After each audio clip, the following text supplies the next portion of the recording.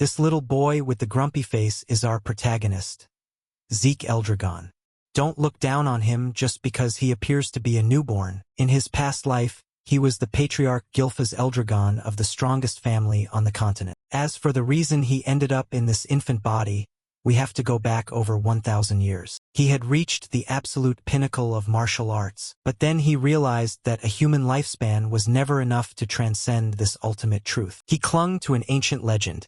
It said that deep inside a sacred sanctuary guarded by a divine dragon, there was a hidden metallic golden fruit. That fruit was said to hold the power of immortality, the fruit of eternal life. With this thought in mind, Gilfas defeated the dragon god and truly witnessed that miraculous fruit. Dragging his wound-covered body to the front of the tree, he quickly plucked the fruit.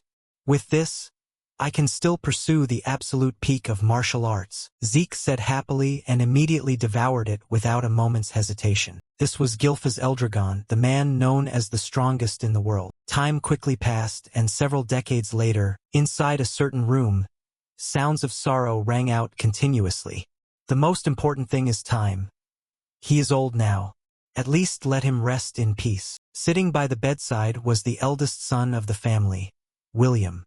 He kept calling out his father's name. His expression made Zeke, in his aged body at the moment, speak up to remind him, "Don't make such a pathetic face. My time has simply run out." Hearing this, William jokingly said, "This mansion feels so cold without mother or you." Zeke shook his head slightly. "Don't be so weak." Having said that, he thought to himself, "In the end, those legends were unreliable. But I was still lucky to have a good wife and children." He reached out to stroke his grandson's face and continued, "My dear children, I Gilfas have lived long enough. I have no more regrets." Well, that's what he said on the surface. But inside, Zeke was feeling very bitter. "Don't be ridiculous. Of course I have things I'll miss. If only I could have more time. If only I had more time. I still haven't reached the absolute pinnacle of martial arts."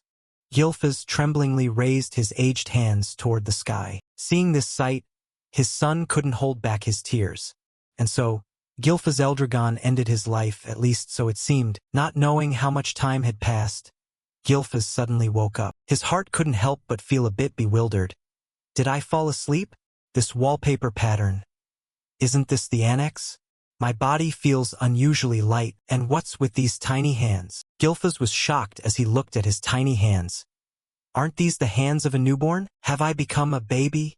Thinking of this, even the strongest man in the world couldn't help but break into a cold sweat. It took a few seconds for him to calm down and try to reassure himself. Calm down. To drag someone like me, who reached the 10-star level, into a bizarre situation like this without being noticed, this is clearly not normal. Who could have done this and how? Thinking it over, a flash of realization suddenly appeared in his head as he remembered something. Could it be because of that fruit? I get it. It seems the effect of that fruit wasn't immortality, but reincarnation. I didn't expect this, but this is truly lucky. Now I can finally witness the absolute peak of martial arts. Thinking of this, our protagonist couldn't stop grinning. Next, he glanced around the room, where there were countless cradles also containing babies.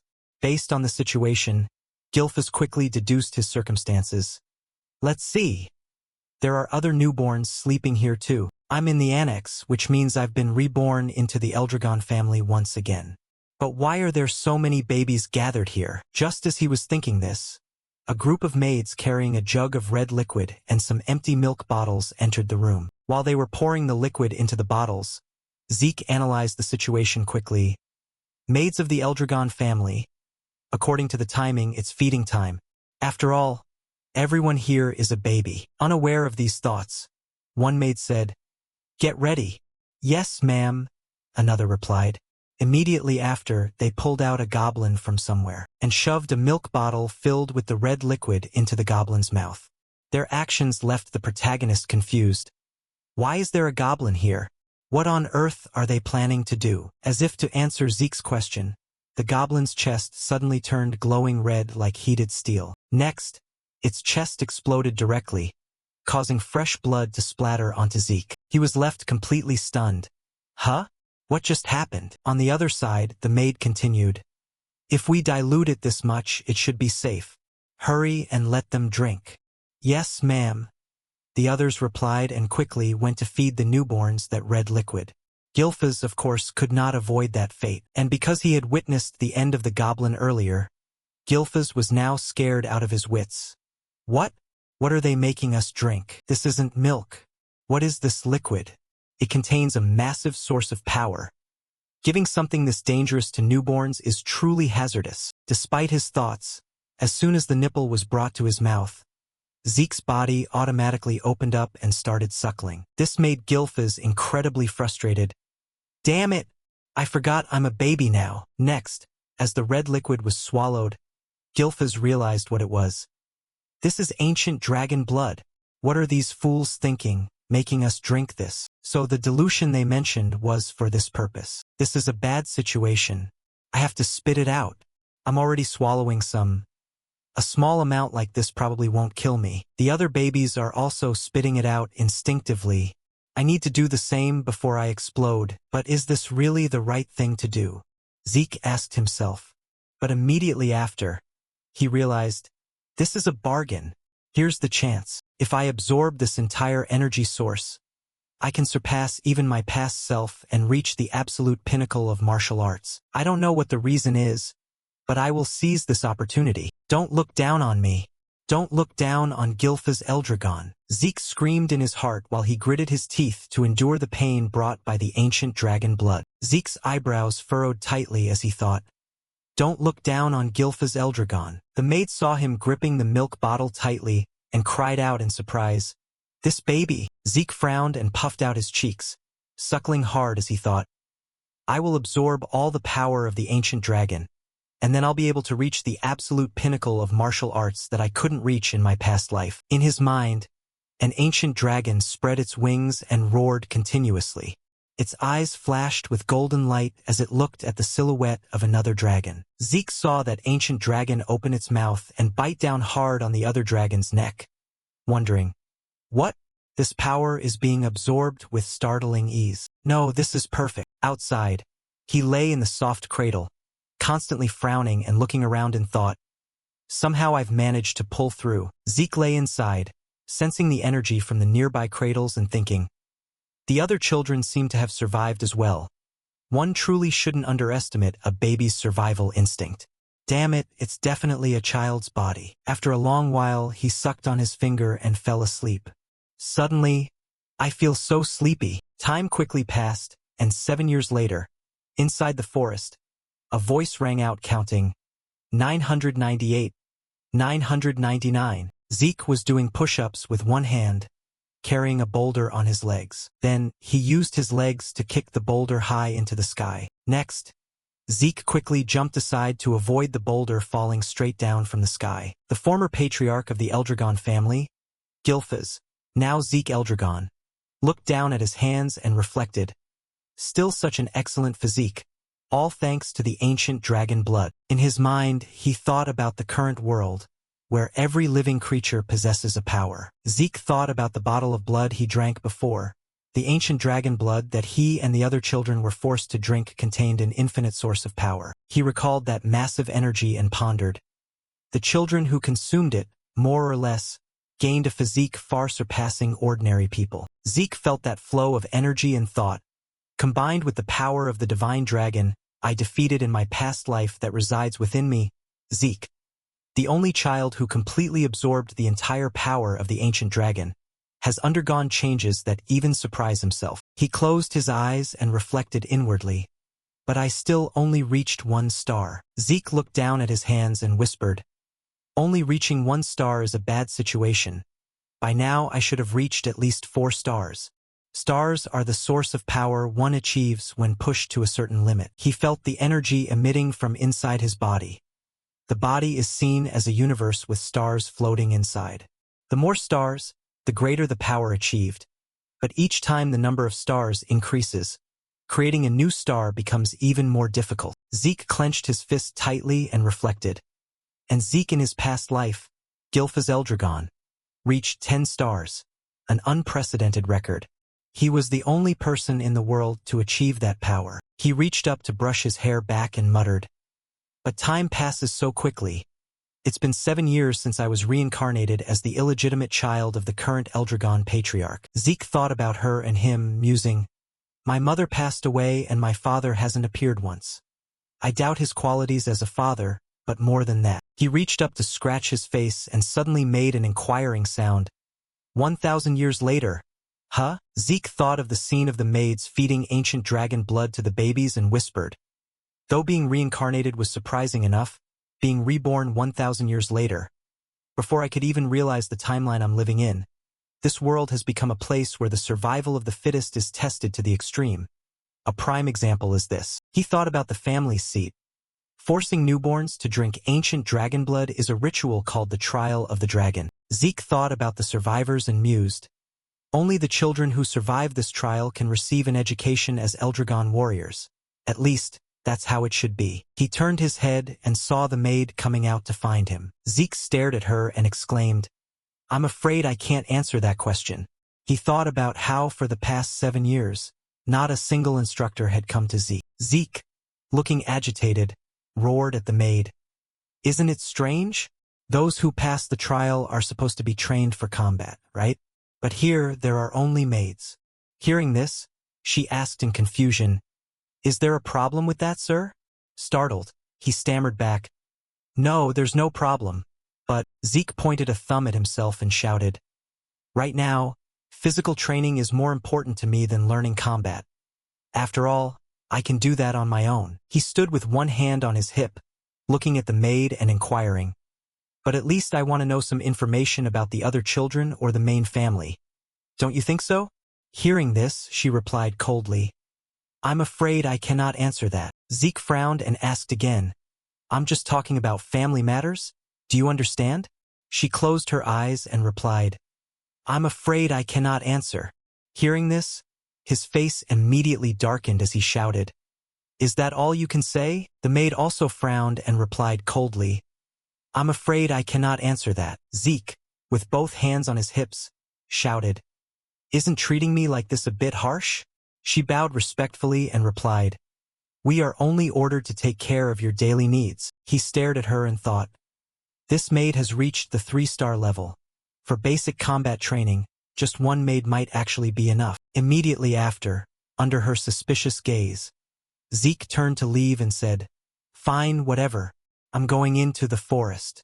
Living together for 7 years with only these minimal interactions is truly too abnormal. Just then, he turned his head to look back and inquired, "Finally ignoring me, are you?" After that, Zeke went alone quickly into the dense, deserted forest. Next, he reached out and quickly pulled up a small plant. Zeke quickly stuffed the entire plant into his mouth and chewed vigorously. Immediately, he stuck out his tongue and made a groaning sound. Poison grass still tastes disgusting. Truly terrible, but this counts as training. He turned his head to look around, constantly advising himself, "Patience. Have patience." Zeke glanced at the bushes behind him and whispered, "But that gaze has been constantly watching me lately. I really wish I could do something." He let out a breath and shouted forward, "Well, I didn't expect them to show themselves over something minor like this. Seriously, if you have something to say, come out and say it directly." Immediately after, Zeke pouted and walked quickly toward that spot, reaching out to part the bushes to investigate. Inside those bushes, purple sparks of light flashed in the air. Hiding behind the dense bushes, he looked toward the other side and whispered, "There's something over there." Zeke saw a wild boar entirely covered in black mist and mused, "That is a berserk boar." He frowned and stared over there, wondering, black mist, something that didn't exist 1,000 years ago. What on earth is that thing? Suddenly, the wild boar turned its head and stared toward Zeke. Its whole body emitted black mist as it stared at Zeke. Next, it quickly charged toward him. Seeing this, Zeke looked agitated and grinned at the forest. Immediately after, he leaned to one side to dodge it. Zeke's eyes lit up, and he raised his fist, gathering golden light to strike. He punched hard, sending the wild boar flying backward a great distance. Zeke looked down at the light flashing on his hand and exclaimed, "Just a light touch on something of the same 1-star level produced that much power." He immediately carried the boar's carcass and left, The quality of the stars is truly important. I'm starting to get bored of being neglected like this. Should I go on an exploration? Zeke left the forest behind and walked away quickly. If I want to go somewhere, the sea is the first place. Behind a tree trunk, a man gripping a staff thought, what is going on here?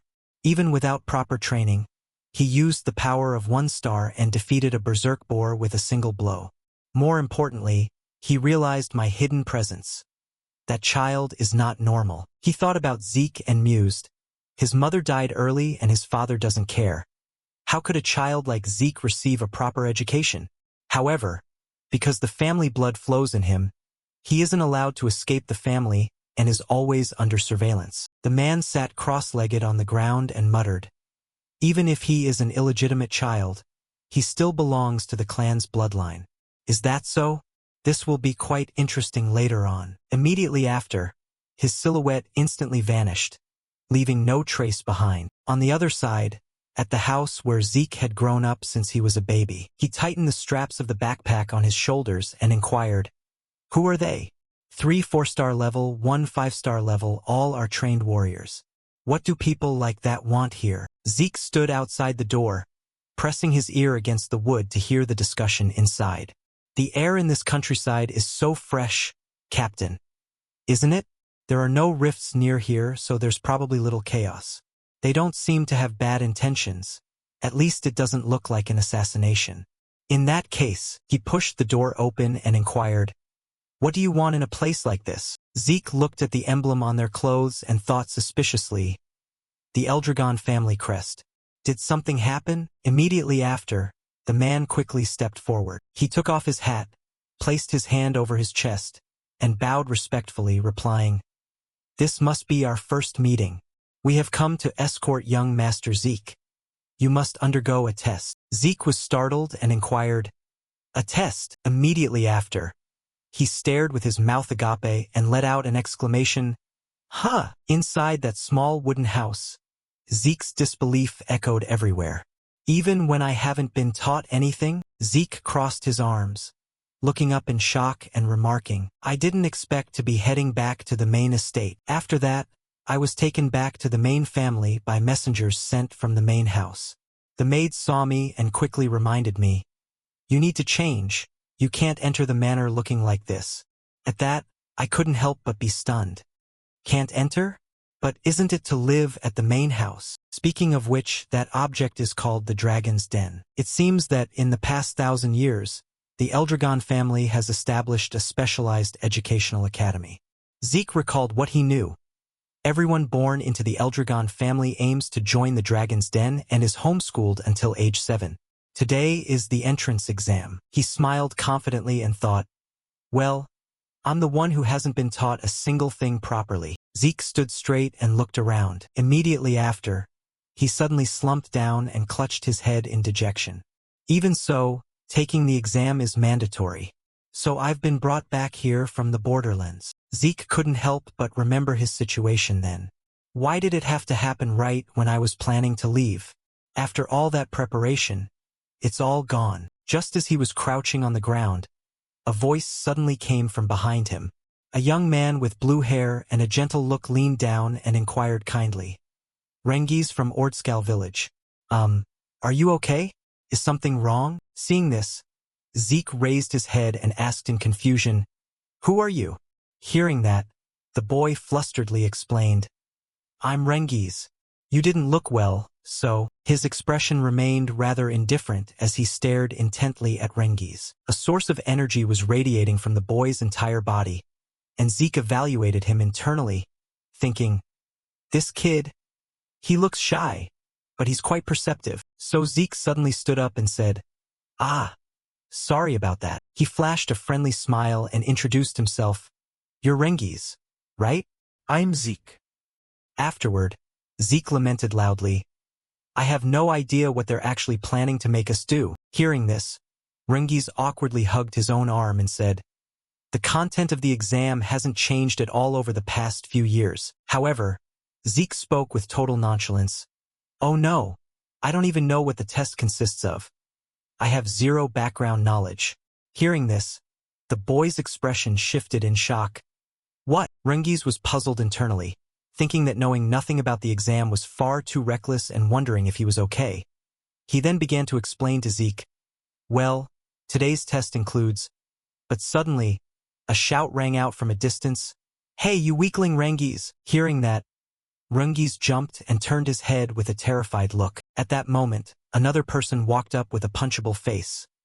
This was Retin from Ordscale Village, and he spoke with contempt. Why is a weakling like you here? Are you lost? Scram home before you get hurt. Rengiz answered flusteredly. Naturally, it's for the Dragon's Den entrance exam. Hearing that, the guy scoffed and exclaimed, You! Retin clutched his stomach and laughed in his face. No way. There's no way you'll ever get in. Your dad is a fake dragon, right? What can the son of a fake dragon possibly achieve? At this, Rengiz's hands clenched until they trembled with rage, and Zeke noticed this as well. Speaking of the Eldragon family background, there is a clear hierarchical system established by an absolute monarch, the Prime Dragon. Next are the dragon hatchling soldiers, then the adult dragon captains, and the high overlord dragons. Finally, at the very bottom are the fake dragons, those who cannot enter the dragon's den or cannot graduate, and are referred to as the immature ones. The boy lowered his face in silent anger, thinking, but I want to prove that we aren't fakes. Right then, a voice rang out that made him jump. Why? How can you be so sure without even trying? Zeke quickly stepped in front of the three bullies. Seeing this, Retin spoke with contempt and anger. Huh? Who the hell are you? What, you got a problem? He replied gently. No, I'm just asking, why isn't it possible for Rengiz? Hearing that, the guy pointed directly at Rengiz and said, because he's weak, obviously. His face flinched slightly upon hearing that word. Weak. Zeke stared at Rengiz and assessed. He's actually a lot stronger than all of you. Hearing those words, the boy couldn't help but stare with wide, stunned eyes. Seeing this, the bullies immediately began to shout insults. What did you say? You're saying we're weaker than that failure. Just then, footsteps suddenly approached, and two men appeared, shouting, Fall in! This was the dragon instructor. He spoke sternly. The Dragon's Den entrance exam will begin now. Candidates must register in order, and then move quickly with your numbered tags. Retin stopped arguing with Zeke and walked past, issuing a warning. I'll remember your face, you bastard. He watched them go inside in exasperation. There's no need to be that angry. Kids these days are so hot-headed. Behind him, Rengiz spoke up flusteredly. We're the same age, aren't we? So the boy lowered his head slightly and continued. Anyone would be mad to hear that I'm stronger than them. Zeke looked at Rengiz and replied softly. Is that so? Afterward, he crossed his arms and stated the obvious. But the entrance exam is mandatory, isn't it? So saying stuff like it's impossible or whatever, Rengiz asked in bewilderment. You can actually withdraw, you know? You really don't know anything, do you? So Zeke replied, You can quit?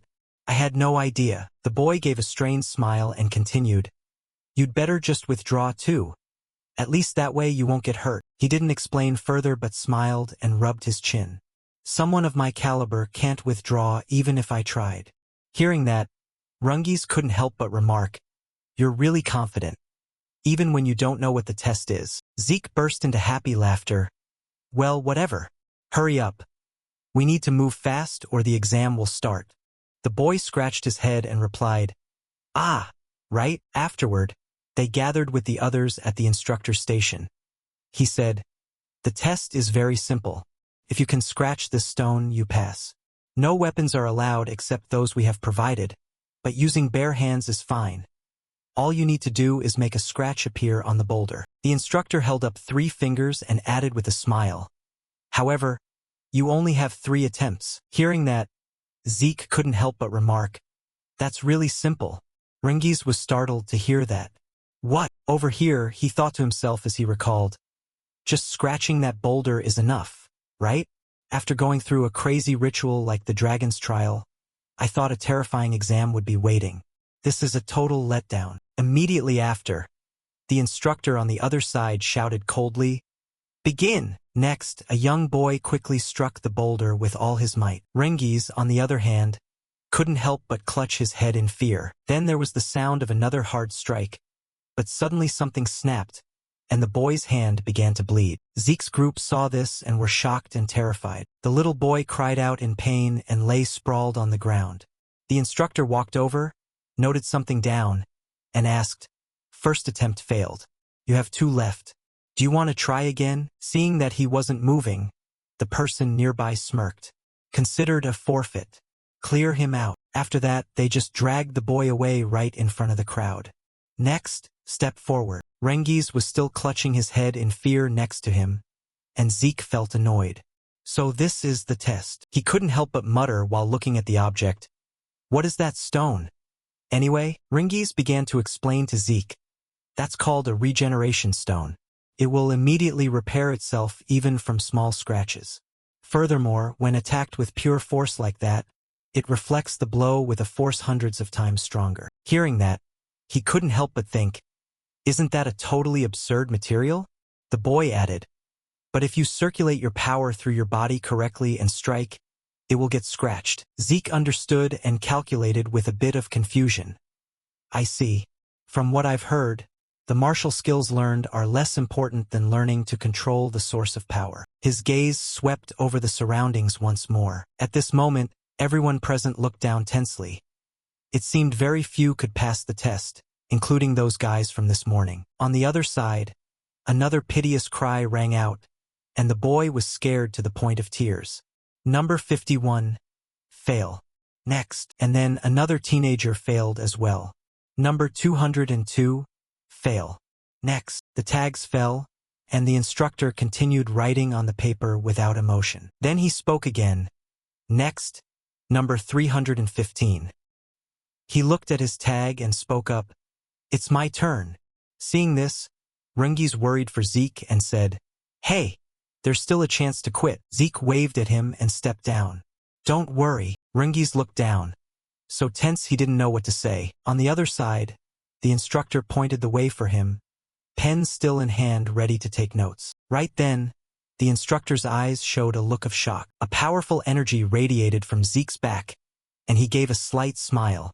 "The weapons are on the rack." Seeing Zeke enter the field empty-handed, the dragon instructor asked in confusion, "Not using a weapon?" He confirmed, "Yes, it's not necessary.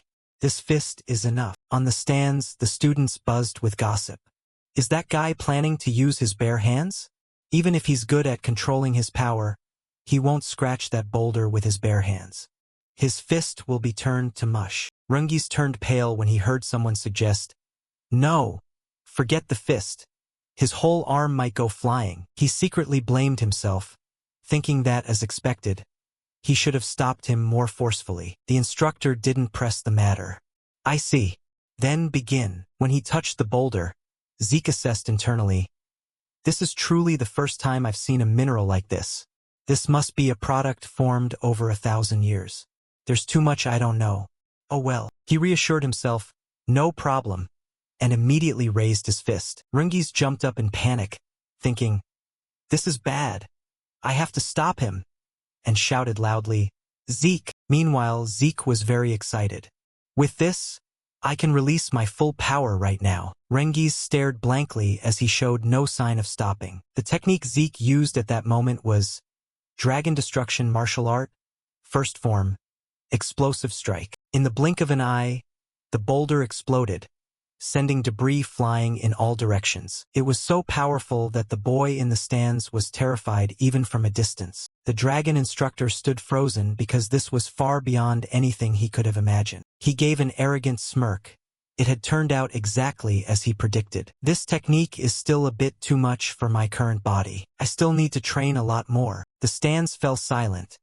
No one had recovered from what just happened. After a moment, Retin spoke up irritably, "He smashed the stone." Simultaneously, Lika praised, "How interesting." Rengiz alone was still in shock, unable to believe what had just taken place. Then he cried out in realization, "What?" Beside him, the instructor evaluated secretly, "Impossible."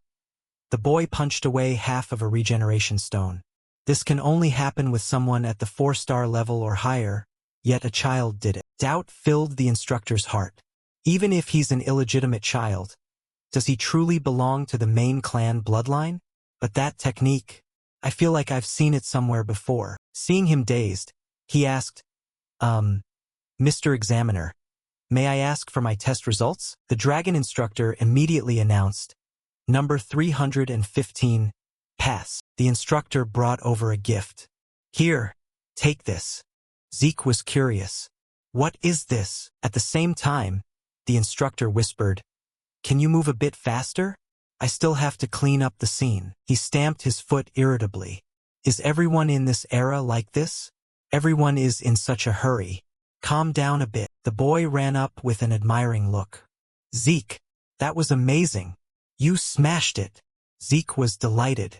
Well, it was easy. Remembering the gift, he asked, Oh right. Rengiz, what is this? Rengiz blinked. You were given a recovery potion. Zeke was even more confused. A recovery potion? The boy replied happily, The standard kind. He picked it up to examine it. It doesn't look like poison. Don't tell me this is an elixir. In fact, it was actually cloud-piercing transparency. It is a medicine crafted using extremely rare ingredients. Specifically, the components are herbs that only grow in secret realms, and the core is filled with high-purity power from divine beasts and phantom beasts that are difficult to defeat. The specific effect is that upon use, not only current wounds but even old scars are immediately healed, and it shows great effectiveness in enhancing the source of power. However, due to the extreme difficulty of gathering materials and the arduous refinement process, it is very rare. Zeke decided to try a sip of cloud-piercing transparency to see if there was anything new. Surprisingly, the wound on his arm healed in an instant. He was very surprised. Is this really an elixir? Rengiz explained, I don't know about elixirs, but the recovery potions provided by the Eldragon family are definitely better than the ones sold normally. He asked hesitantly, Are you that surprised?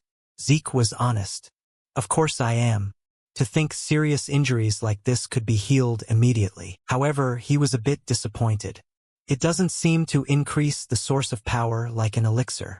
Rengiz expressed, To me, you're even more incredible, Zeke. Zeke thought to himself, What are you talking about? At the same time, he realized something. No, this truly is the wisdom of humanity accumulated over more than 1,000 years. While the boy praised, You're truly amazing, Zeke.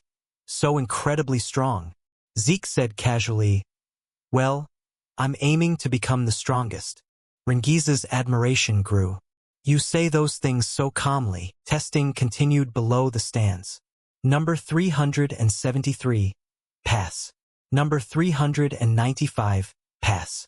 Number 405, pass. Hearing the results, he remarked secretly, Their passing was expected. Next, number 414. Despite being very scared, he was determined. It's my turn. I will, Zeke shouted encouragement. Hey, why are you so worried? It's fine, just stay calm. Don't set the bar too high. But when he saw Rengiz preparing, he sighed. What is that guy doing? The boy took a deep breath.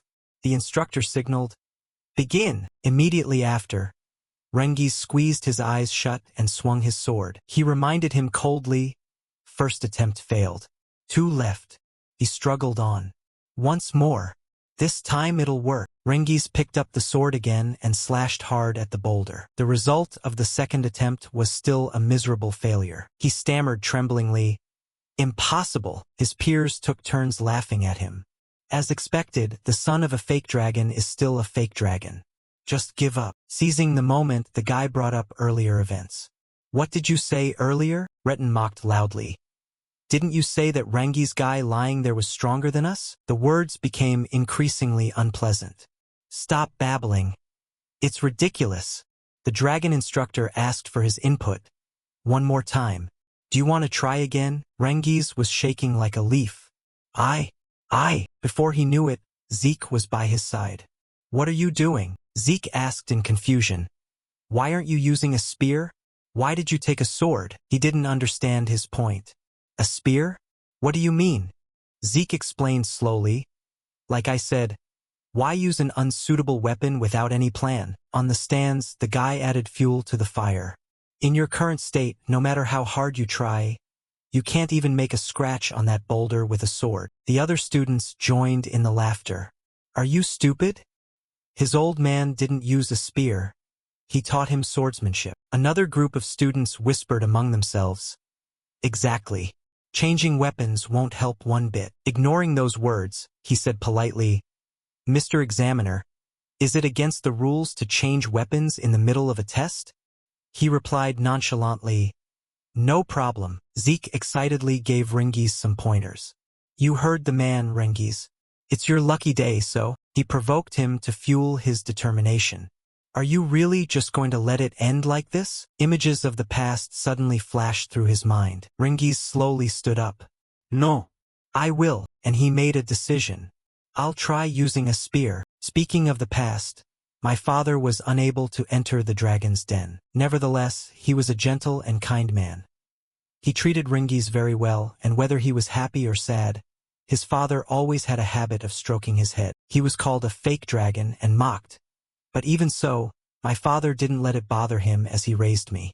He taught Rengiz everything from the smallest things in life to how to hold and use a sword. Returning to reality in the middle of the square, Rengiz silently vowed to himself, the person my father raised is not a fake. Today, right here, I will prove it. Despite his resolve, Rengiz's mind was currently racing with conflicting thoughts. He looked down at the spear in his hand and thought tensely, if I try again with a sword, the result will be exactly the same. Fine, I'll trust Zeke. But how do I even use a spear? At that moment, Zeke was by his side and called out, Rengiz, before pointing toward the regeneration stone. Then he encouraged Rengiz. Just thrust straight forward, and don't think about anything else. Just thrust straight. Encouraged by Zeke's spirit, Rengiz felt somewhat less anxious, but he was still a bit nervous. Rengiz slightly tightened his grip on the spear and muttered to himself, thrust straight ahead. His mind involuntarily recalled the past where he was often mocked by Retten's group. Then he thought of Zeke always being by his side. Rengiz thought, normally, thinking I could scratch a regeneration stone just by thrusting a spear I've never held before would be impossible. But how can he say that without having ever tried it himself? Even though I just met him. It's quite strange, but reaching this point, he finally made up his mind, pointing the spear directly at the regeneration stone and declaring loudly, I understand. I'll try it. He repeatedly told himself that because Zeke believed in him, he would try to believe in himself too. With that thought, he lunged toward the regeneration stone, the spear in his hand faintly emitting a soft glow. Rengiz seemed to feel the power the spear was giving him. He thought with a mix of joy and worry, I've held a sword since the beginning, but my inner flow has never circulated this much before. Stopping his overthinking, Rengiz shouted as he used all his strength to thrust the spear directly into the regeneration stone. Unaware of how things were turning out, Retten's group laughed boisterously and mocked him. There. Just like I said, simply changing weapons isn't going to help that loser do a damn thing. Slowing down the moment Rengiz struck the regeneration stone, as the tip of the spear accelerated and was about to touch the stone, he thought in disbelief. It's as if it was a part of my body from the very beginning. The sharp tip of the spear pierced through at the speed of light. As the spear drove through the regeneration stone, dust and debris scattered everywhere. Retten's group was stunned, unable to believe their eyes as they shouted, What? The assistant beside the dragon instructor also cried out in surprise, My goodness! Although the dragon instructor's expression remained unchanged, he couldn't help but remark, he didn't just scratch it, he pierced right through it. As Rengiz finished his attempt, Zeke immediately stood up and clapped to congratulate him. Incredible! Well done, Rengiz. Rengiz was still dazed and asked blankly, What did I do? The dragon instructor announced the result, while writing it down. Number 414, pass. Rengiz stood frozen, still holding the spear, and stammered in disbelief. I pass. Zeke put an arm around his shoulder and repeated with a smile. That's right. You did it. Just like I thought. After it finally sank in, Rengiz's eyes welled up with tears of joy as he muttered, I passed. Then, he happily hugged Zeke and cheered, I did it. I actually passed. Zeke smiled and said, I told you so. In the stands, the two lackeys beside Retin protested loudly, refusing to acknowledge Rengiz's talent. It's a fluke. Yeah, it has to be. Right, Retin? At that moment, the dragon instructor announced loudly, the entrance examination has concluded. He looked at the list of students who passed in his hand and continued, the entrance ceremony will begin immediately. Hearing this, Zeke asked Rengiz, an entrance ceremony? Is that all? Rengiz immediately replied, yeah, there might be other tests after we start classes. Zeke asked again, so what do we do now? Rengiz didn't know how to answer that either, so he just replied vaguely, there's probably nothing for us to do. Just then, steady footsteps were heard approaching. A dignified group of people walked slowly into the center of the square. Seeing them, the dragon instructor spoke up, the leaders of the Eldragon family will now deliver a welcoming address to you all. Attention was drawn to a man with an imposing aura standing silently among the group. Zeke curiously asked Rengiz, who's that gloomy guy? Rengiz turned pale hearing him call the man a guy, but he answered honestly, that is the Patriarch. Zeke didn't hold back at all, bluntly critiquing him. The Patriarch? With that face? Can't he brighten up a little? Even ice would be warmer than him.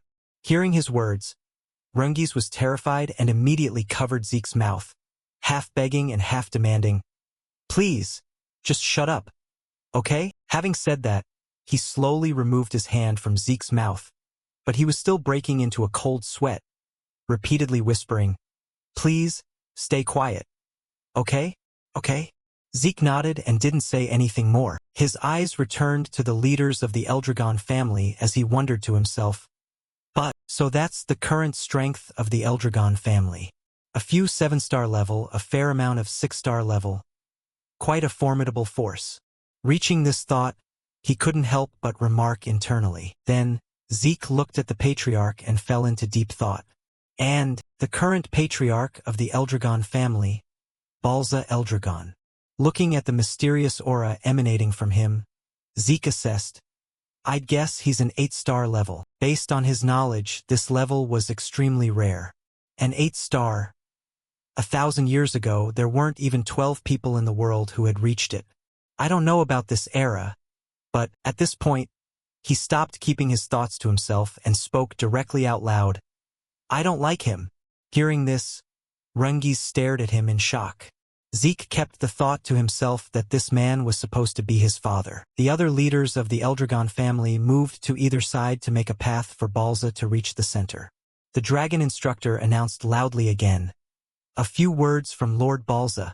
Attention! Balza walked in a straight line to the center position. Balza spoke, his voice completely devoid of warmth as he made a single, brief statement. Strive to become the flesh and blood of Eldragon. His words released a strange magical pressure that blew Zeke's hair back. Everyone in the stands was similarly buffeted, as if they were about to be blown away. Noisy voices began to rise as people whispered, I can't breathe. Zeke was unaffected, but seeing Rengiz struggling for air with a purple face, he called out worriedly, Rengiz! Looking at the other children around them who were also gasping for breath, he realized, even these other kids are being suppressed by this guy's pressure. With that, he frowned and thought to himself, what a terrible hatred. I don't know what happened, but I really don't like him. As Balza turned to withdraw, the atmosphere in the square gradually returned to normal. Suddenly, there was a sound of clapping. Another man, also a leader in the Eldragon family, laughed and followed up on Balza's speech. Yes. Truly valuable words of encouragement. Lord Balza has quite high expectations for you all. Zeke noticed him and wondered, who's that? Meanwhile, the man's booming voice continued to echo, so I won't waste words on long greetings. Work hard, young people. Having finished, he laughed heartily once more. Zeke was still curious. Who is he? Stepping down, the man casually chatted with the dragon instructor. The instructor teased, seriously? You said that with a straight face. The man joked back. Worrying about small things will make you go bald. No longer concerned with the man's identity, Zeke simply thought to himself, I don't know what's going on, But luckily the atmosphere has changed. After the recent pressure, the students in the stands were pin-drop silent, with no one saying a word. No one even dared to breathe heavily, while Zeke didn't care about such trivialities and sat idly looking down at the square. Now, holding a list in his hand, the dragon instructor announced loudly, "We will now announce the dormitory assignments. Those whose names are called, move out immediately." Hearing this, Zeke asked Rengiz, "Aren't we all going to the same place?" Based on what he knew, Rengiz explained, "No, there are actually 4 dragons' dens. Entering students will be assigned to the halls corresponding to the directions east, west, south, and north." Hearing this, Zeke nodded and replied, "I see." Just then, the dragon instructor called out, "Number 315. Zeke stood up and gave Rengiz a cheerful farewell. "That's me. Take care of yourself, Rengiz."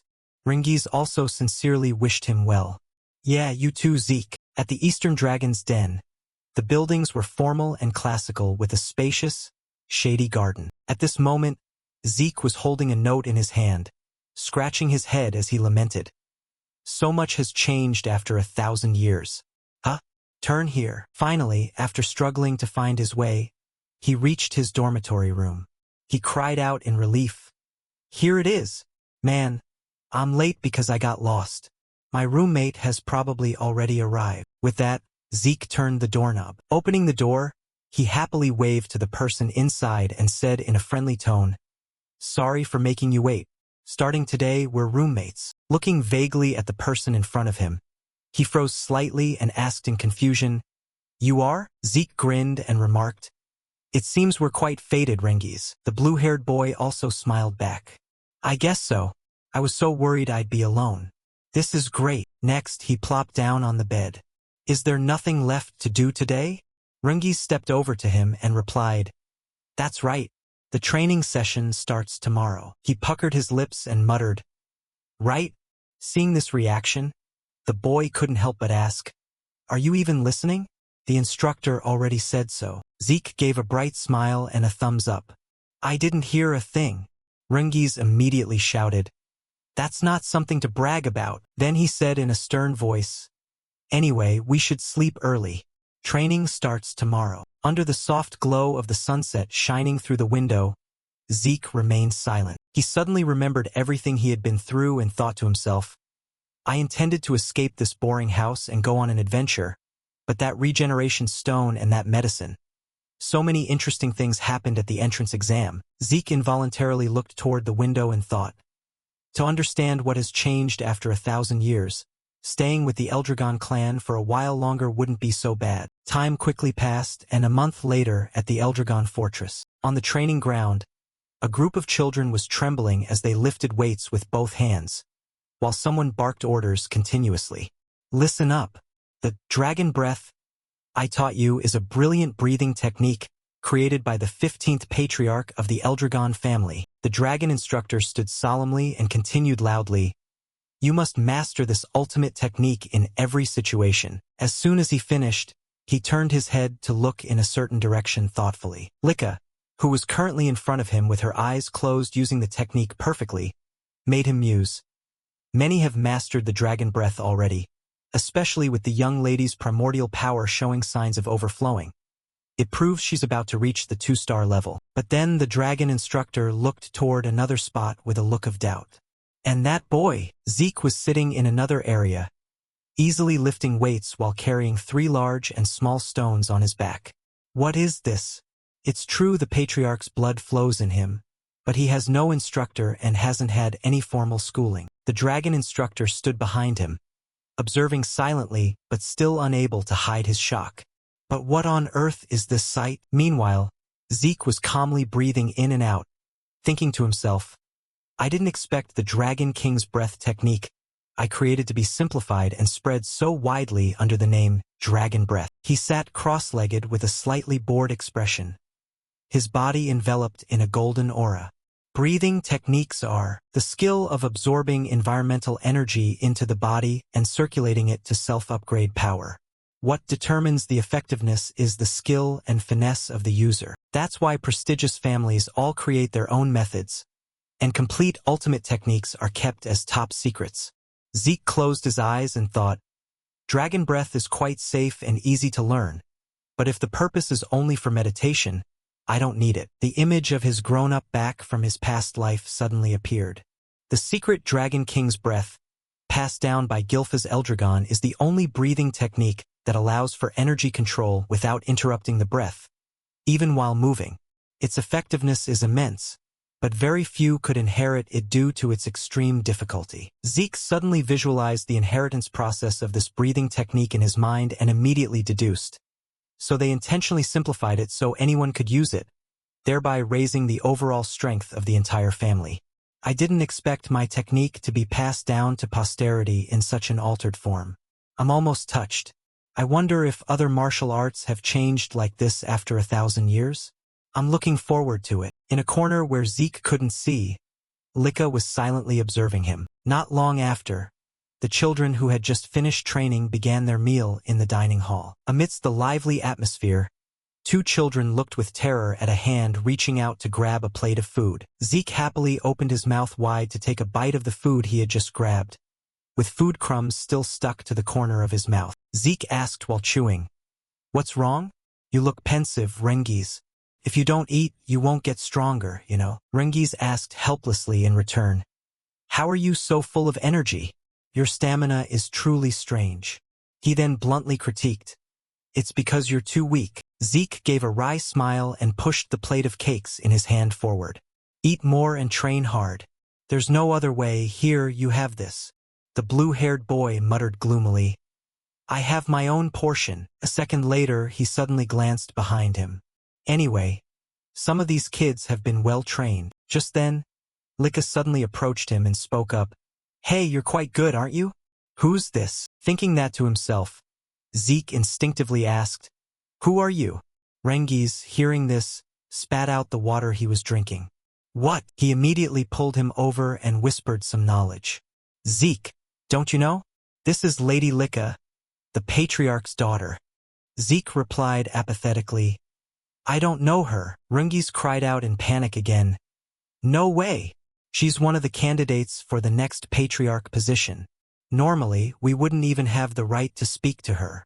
Zeke, with Rengiz right in his face, suddenly blurted out, "If that's the case, I'm also the Patriarch's son, even if I'm illegitimate." Rengiz was instantly frozen in shock, while Lika, opposite them, suddenly exclaimed, "Really?" She asked again with a calm expression, "You're the Patriarch's illegitimate son?" "Next Patriarch candidate Lika Typhona Eldragon." Zeke propped his hand up and replied immediately, "Why would I lie about something like that?"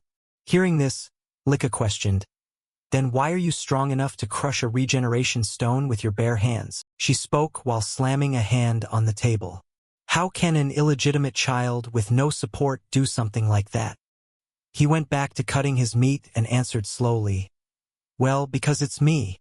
Rengiz, don't just space out, eat." This answer left Lika silent for a moment.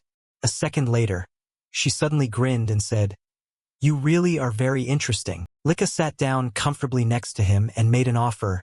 "How about it? Become my subordinate." Zeke gave her a dead-eyed look. "Huh? What are you talking about?" Lika repeated the invitation while offering benefits. "I'm asking if you want to become my follower. I'll be your support. You want allies too, right?" In her mind, she was already imagining a scene of the two of them standing side by side in the future. Lika leaned one arm on the table and happily painted a picture of the future. "So use your strength to help me become the Patriarch. Of course, I'll treat you well after I become the leader.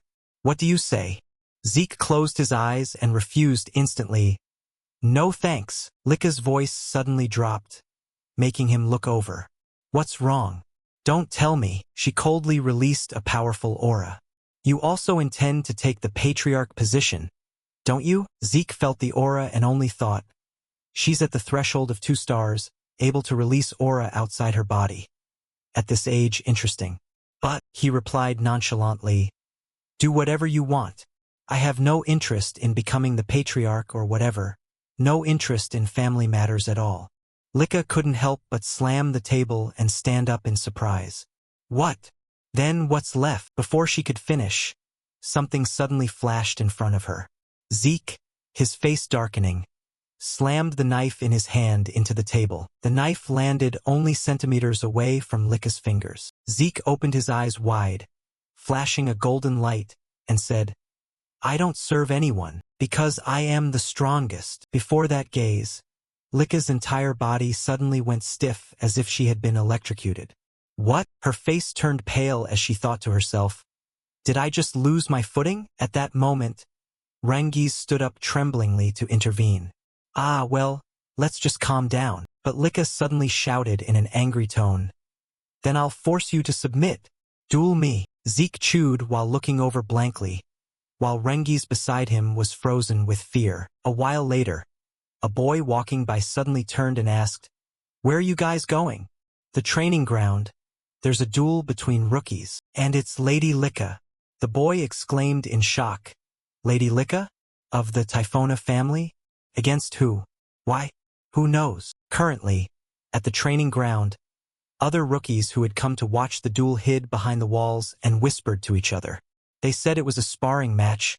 Who was that guy? Zeke was currently rubbing his head and muttering, "This is getting intense." Well, Rengiz asked worriedly, "Are you okay? Your opponent is Lady Licka." He spoke nonchalantly. "Even if you say that, I don't even know who she is. Besides, why did you suddenly switch to formal speech?" The blue-haired boy's eyes went wide as he shouted, "Of course I did. You're the Patriarch's son."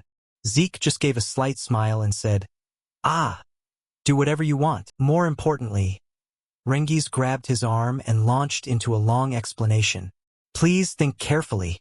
Licka is the daughter of the current Patriarch Balza and carries the bloodline of the Typhona family, one of the 4 pillars of the Eldragon house.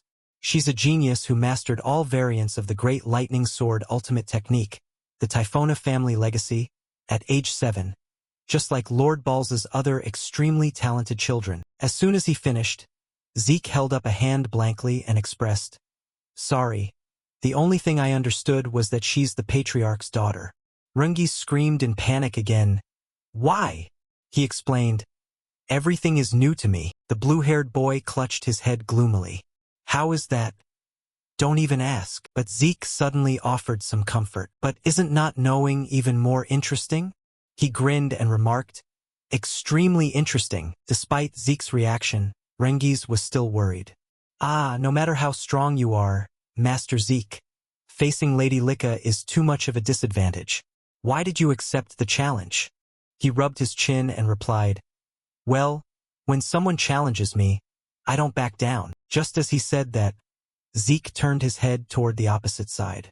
It seemed she had arrived. Licka drove her sword into the ground, her face angry and her aura blazing as she spoke up, "The idle chatter ends here." Licka leaned on her sword and shouted a question. "Are you done talking yet?" Rengiz was trembling with fear, while Zeke stood beside him and replied with a smile, "Ready. Everything is all finished." Rengiz shouted in a panic as he hurried away, "Just, please be careful." Zeke remained, asking Licka calmly, Careful? That depends on you. Why are you so determined to challenge me?" She answered confidently, "I want to become the Patriarch. To do that, I must make you submit and join my side." Zeke asked with a bored expression, "What do you mean by that?" Thinking to himself, "What does any of this have to do with me?" Licka's face darkened as she said, "Wait, do you really know nothing about the current state of our family? Is it because you're an illegitimate child?" He replied hesitantly, "Well, I might know something if you just ask me directly." Licka immediately explained, "Listen closely. Including you and me, there are a total of 5 candidates for the position of next Patriarch. Everyone except you is already aligned with one of the 4 branches of the Eldragon family." She thought about the strength and background of each person and continued, "Which branch the next Patriarch comes from is very important. Therefore, the fact that we are all here at the Dragon's Den is to represent our respective branches and compete with one another. I need more power to face my brothers." Zeke frowned and thought, "So, there's a confrontation going on between the 4 branches? This is complicated. I'm not sure I understand." Before saying, I see. Then, while drawing her sword, Lika said, therefore, as a candidate for the next patriarch, I need to consolidate my resources even more. She declared, that is why. As she leaped into the air, Zeke looked up warily. Lika lunged toward him with her sword raised, shouting a declaration. Right here, right now, I will defeat you. Lika slashed straight down, but Zeke nimbly dodged to the side. He tilted his head again to dodge another of Lika's slashes. She screamed in anger.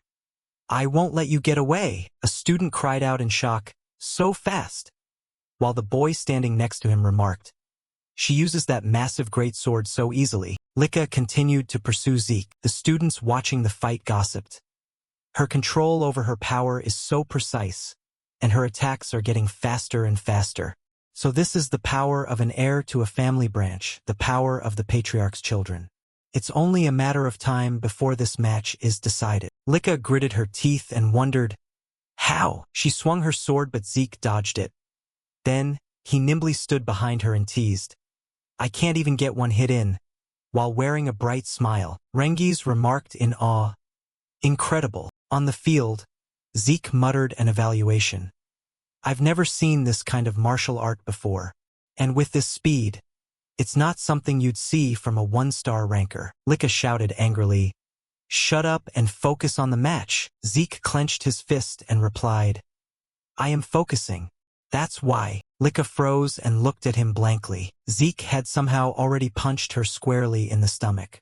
He said coldly, I can counterattack like this. Lika coughed dryly in pain. She leaned on her sword, head lowered as she clutched her stomach. The students outside buzzed. No way. Every single one of Lady Lika's attacks missed. Who is that guy? Lika raised her head and gritted her teeth, demanding, why can't my attacks hit you? Compared to a one-star like you, I should be far superior in speed. I should be much faster than you. Zeke replied with a smile. You're certainly much faster than any other one-star I've met. He glanced at her and added, but you are also only at the one-star rank. Lika questioned him angrily. Aren't you a one-star too? You shouldn't be able to keep up with my movements. Zeke chuckled softly. It's simple. He observed her body and said, breathing, eye movement, muscle tension. Zeke explained, just by observing those things, one can read most movements. The rest is experience. Lika struggled to her feet. She swung her sword at him and roared, don't be ridiculous. He leaned back to dodge her attack and said, I told you. He then supported himself on the ground, twisting his body to kick Lika. She gritted her teeth in rage, while Zeke clenched his fist and aimed at her, saying, I can read you. Lika was punched away by Zeke, her body slamming into the wall. Zeke frowned in silence. A student shouted, Lady Lika, and those around them gossiped in shock. No way. Did she really lose? Lady Lika lost. Rengiz ran over and exclaimed, Master Zeke is truly amazing. He defeated Lady Lika. Zeke countered coldly, no, not quite. As the dust settled, Lika stomped her foot. Zeke smiled and remarked, she concentrated all her power into her core to withstand my blow. Not bad at all. Lika clutched her stomach and panted in pain. Rengiz advised in a panic, Lady Lika, that's enough. Zeke interrupted, Rengiz, get back. I won't be responsible if you get caught in the crossfire. A faint aura radiated from Lika, and he said, she showed signs earlier, but has she already reached the 2-star rank? Lika wiped the blood from her face with her hand and slowly stepped back onto the field. The surrounding students cried out in shock. Hey, isn't that? Yes, no mistake. That's the mark of the 2-star rank, a white aura. Zeke thought to himself, 2-star. The state where one can project their inner power outside the body to use martial techniques. That projected power is called an aura. While fixing her hair, Lika said, thank you. Thanks to you, I've reached 2 stars. And now, she glared at Zeke. Swinging her sword, she shouted, you have no chance of winning anymore. Zeke dodged her attack and laughed loudly. That's fast. Lika slashed at him again, and Zeke remarked mockingly, how unexpected. Suddenly, a small cut appeared on his cheek. Zeke was secretly startled. What was that? He touched the wound and thought, I'm sure I dodged it. Lika stepped forward and said, See, a pale white mist radiated from Lika's entire body as she approached and said, This is my ability. Lika raised her sword to her chest and continued, Now that I have the 2-star aura, a series of yellow lightning bolts appeared around her, and she declared, I will show you true lightning swordsmanship. Zeke stood still and muttered, So, am I about to see a martial technique I've never witnessed before? He laughed loudly. Awesome. At that moment, a light flashed. Great lightning sword technique. Lightning flash. Lightning surged around Zeke as it raced forward. Wait, what's this? He smiled and asked, You mean you can control lightning? That's completely absurd. Lika raised her sword high and spoke loudly. For someone saying those things, she drove her sword into the ground, and pillars of lightning shot upward. Zeke quickly jumped high. You seem to be enjoying this quite a bit. Lightning web. He looked at Lika with a smile. This is far different from before. These bolts are quite tricky, even for me right now. Those above watched and remarked, What kind of battle is this? How can everything change this much just by moving up one rank? Rungies watched the scene below with a terrified, worried face. Master Zeke. On this side, Zeke was still observing his opponent's weapon and calculating. The movements themselves are actually quite simple. Nothing has changed much from before. But he looked straight into her sharp eyes. The moment she reached 2 stars and gained her aura, the power of the great lightning sword burst forth. I thought she would just be faster, but now she's even faster than that. Moreover, that lightning is mysterious. Zeke smiled as he lunged forward. To be able to envelop someone in lightning like this, I could counterattack now, but he couldn't help but hesitate as he watched Lika's sword strikes. I'm so curious. What is this power really? She also gave a triumphant smile. You can still smile in this situation? You look quite relaxed. In that case, Lika slashed her sword quickly. I'll kick that smile right off your face. Then she quickly raised her foot. Lika immediately used a move. Lightning shift. He dodged to the side and evaluated the move. It's like a pillar of lightning. Then, an explosion occurred in the distance, sending earth and stones flying. Seeing this, Rungies quickly jumped down from the wall in worry. Master Zeke! Someone behind him shouted, Hey wait! At this moment, Zeke could still stand straight, still wearing that smile. To Lika, it felt like a provocation. So she immediately unleashed another move. Lightning flash! He was hit so hard he couldn't help but drop to one knee to brace himself. Rungies ran over at the same time. Lady Lika, please stop. If this continues. Why? Her voice turned mocking. He's still standing, isn't he? Lika's entire body radiated lightning. Don't you think stopping now would be an insult to him? The boy turned to Zeke in worry and cried, Master Zeke, please surrender. While she also warned him, Actually, I think he's right. You're in a terrible state. Tell you what, if you surrender and submit to me, I'll stop here. Zeke lowered his head and smiled in silence, not answering. Seeing this, Lika said happily, So even if you're an illegitimate child, you're still a proud Eldragon? I understand. Fine. I'll finish you with all my power. She then raised her sword high, powerful lightning bolts striking. Great sword martial art. First secret. Heavenly thunder. That lightning struck directly onto Zeke's body like a pillar of light. He was immediately electrocuted until his eyes went white, the sound of the lightning echoing. Rungies reached out his hand in terror and cried out, Master Zeke! Zeke then lay unconscious on the ground, no longer moving. Lika drove her sword into the ground roughly. She turned her head away, no longer caring. A pity, but the match ends here. Right then, a voice suddenly rang out. I figured it out. A pillar of light appeared behind Lika. She turned around in a startled panic. How is that possible? How do you have a lightning aura? Zeke stood up straight with a smile and exclaimed, So this is called a lightning aura, huh? He replied happily and hesitantly, You're asking how? Zeke crossed his arms and answered seriously, I don't know either. Lika stood there, completely stunned. He continued happily, I intentionally took your attacks to understand this power, but somehow, I can use it now too. Hearing this, She repeated. Use it? That shouldn't be. Zeke thought happily to himself. While receiving those mysterious lightning attacks, I continuously used the breathing technique, Dragon King's breath. He recalled Licca enveloped in lightning back then. And then what happened?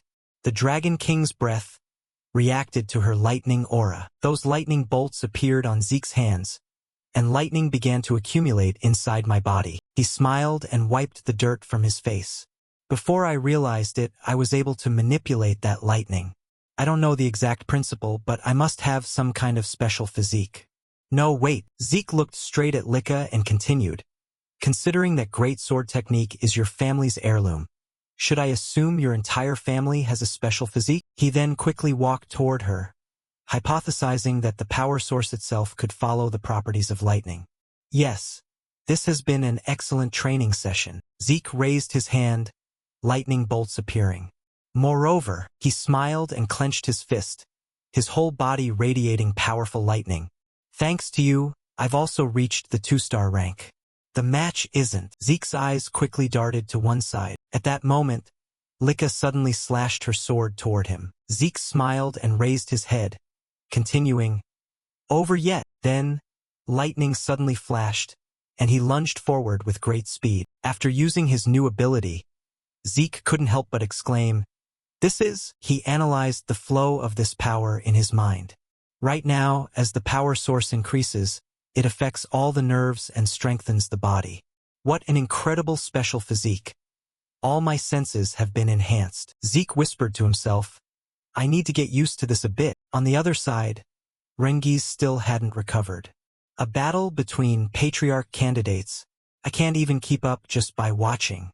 Am I imagining all this? Now the two of them were lunging at each other.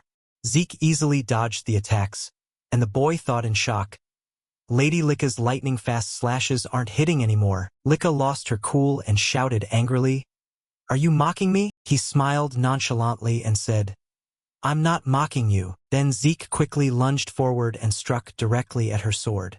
I truly consider you a formidable opponent. Licca felt the powerful force and immediately backed away with her sword. He moved his wrists to warm up and laughed.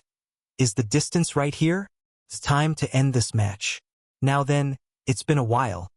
Maybe I should create a new move. On the other side, she was still stunned and asked, A new move? Zeke clarified. That's right. First form. No, let's call it a secret technique. At this point, Licca lost her composure and thought in terror. A new move? So he really has received training in secret martial arts? From which branch? And he creates a move just like that? I really can't understand him. Suddenly he appeared in front of her and said, You're distracted. Licca let out a startled cry. Not good. Before she could dodge, Zeke's hand pressed directly against her chest. Dragon Destruction Secret Technique. He used all his strength to attack. Ultimate Lightning Claw. The girl was completely electrocuted, her knees hitting the ground. A voice rang out before Rengiz's stunned face. The match is over. Zeke smiled down at Licca and remarked, This really was an interesting match. She still tried to brace herself and stand up, in disbelief. Impossible. I lost. Licca gritted her teeth, refusing to accept it. I must become the patriarch. She looked up at the sky with a sad face. I have to defeat my brothers. It seemed as though Licca saw her brothers still looking down on her. I must become the patriarch. I absolutely cannot lose. Right then, Zeke suddenly spoke up. How wonderful. You really are very strong. Licca was startled. He leaned over and added, I've learned new things that are truly interesting. This has been a very meaningful time. Zeke's hand reached out in front of her. He gave a cheerful smile and asked, It would be boring if this was the only time we sparred. Let's spar again, Licca. Licca couldn't help but blush slightly as she looked up. Move. Zeke reached his hand toward Licca and said cheerfully, I'm really looking forward to the next time. She shook his hand and laughed, replying, How can I even compare to you? I lost. A few hours later, inside a rift, a series of monsters appeared. A man was surrounded by a swarm of monsters. Balza looked calmly at them as they lunged toward him. He frowned, and Balza's eyes immediately flashed. A murderous intent surged forth as the silhouette of a roaring dragon appeared behind him. Balza muttered, "Dragon fear." He drew his sword and charged toward the monsters. Balza slashed in an arc, thinking to himself, "Dragon Chi shattering formation martial art. First form, origin." The sword chi dissipated, annihilating a massive wave of monsters. Afterward, Balza sheathed his sword. The soldiers standing behind him immediately rushed at them. The rift gate gradually opened as Balza calmly walked toward it. A soldier bowed to announce, "Lord Balza, I have something to report." Balza asked, "What is it?" He said, "Lady Licca has reached the second star, sir." Hearing that, Balza stopped in his tracks. He glanced toward the soldier and growled, and the soldier nervously said, "Reaching the second star at that age can be considered a significant achievement, sir. With Lady Licca's talent, by the time she graduates from the dragon pit, she might reach the fourth, no, she might even reach the fifth star." Balza coldly declared, "Talent doesn't matter. Report to me when she becomes useful. If you came to report something so trivial, then get out." The soldier paused for a moment before announcing, "However, Lady Licca has been defeated." He asked in shock, "Did she challenge one of the older children?" The soldier answered, "No, sir. The one who defeated Lady Licca was a child of the same age, Master Zeke." Balza muttered in surprise, "Zeke? The child of that woman?" He hesitated. "That's right. That woman had innate martial talent." But Balza looked at the soldier and questioned, "Even so, she died when that brat was born, didn't she? Who taught him the skills to defeat a second star rank?" The soldier, recalling Zeke, replied, "Ah, about that, Master Zeke defeated Lady Licca without being taught by anyone, and he reached the 2-star rank through his own strength." Balza ordered, "I see.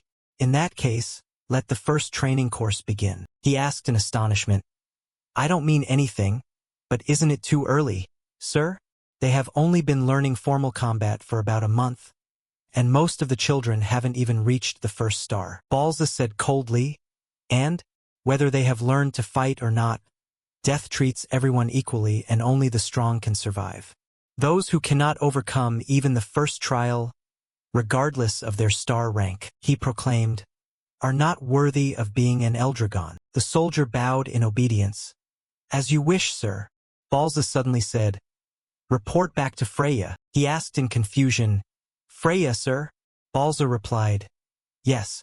The fact that the brat claimed to defeat Licca with his own strength is quite interesting." As he walked into the rift, he continued, "Freya will be assigned to oversee the content as well as the entire process.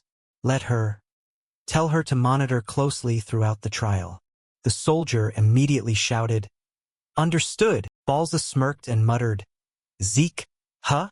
How interesting." The next day at the arena, the students were training frantically. Ringiz was also trying to improve himself. On Zeke's side, he carried heavy stones and weights on his body, thinking, "Dragon Seal combat method.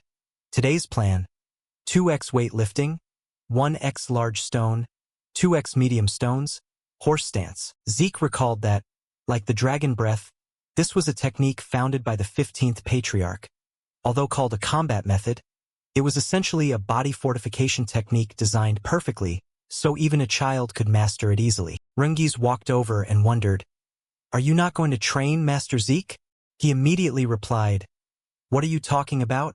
I am training." He hesitated. "Ah, no, not physical training. I meant practicing the Dragon Seal combat method." Zeke calmly answered, "I have already learned it." He shouted in shock. "What? You just learned it a moment ago, and you've already mastered it?" He closed his eyes and said, "Of course. More importantly, Ringiz, your power flow is going in the wrong direction." Ringiz paused. "Huh." Zeke dropped the stones and weights to the ground and said, "Here." He raised his hand to point at him and said, "Look at this. Turn around." Ringiz wondered to himself if he had just levitated. Muttering, "Yes," a burst of energy suddenly glowed. Zeke placed his hand on Ringiz's shoulder and channeled energy into his body. When finished, he said, "This is the correct flow." Ringiz said in amazement, Thank you very much, sir. Rungi's looked at him and spoke seriously. You've truly mastered it, as expected of Master Zeke. He yelled, Are you doubting me?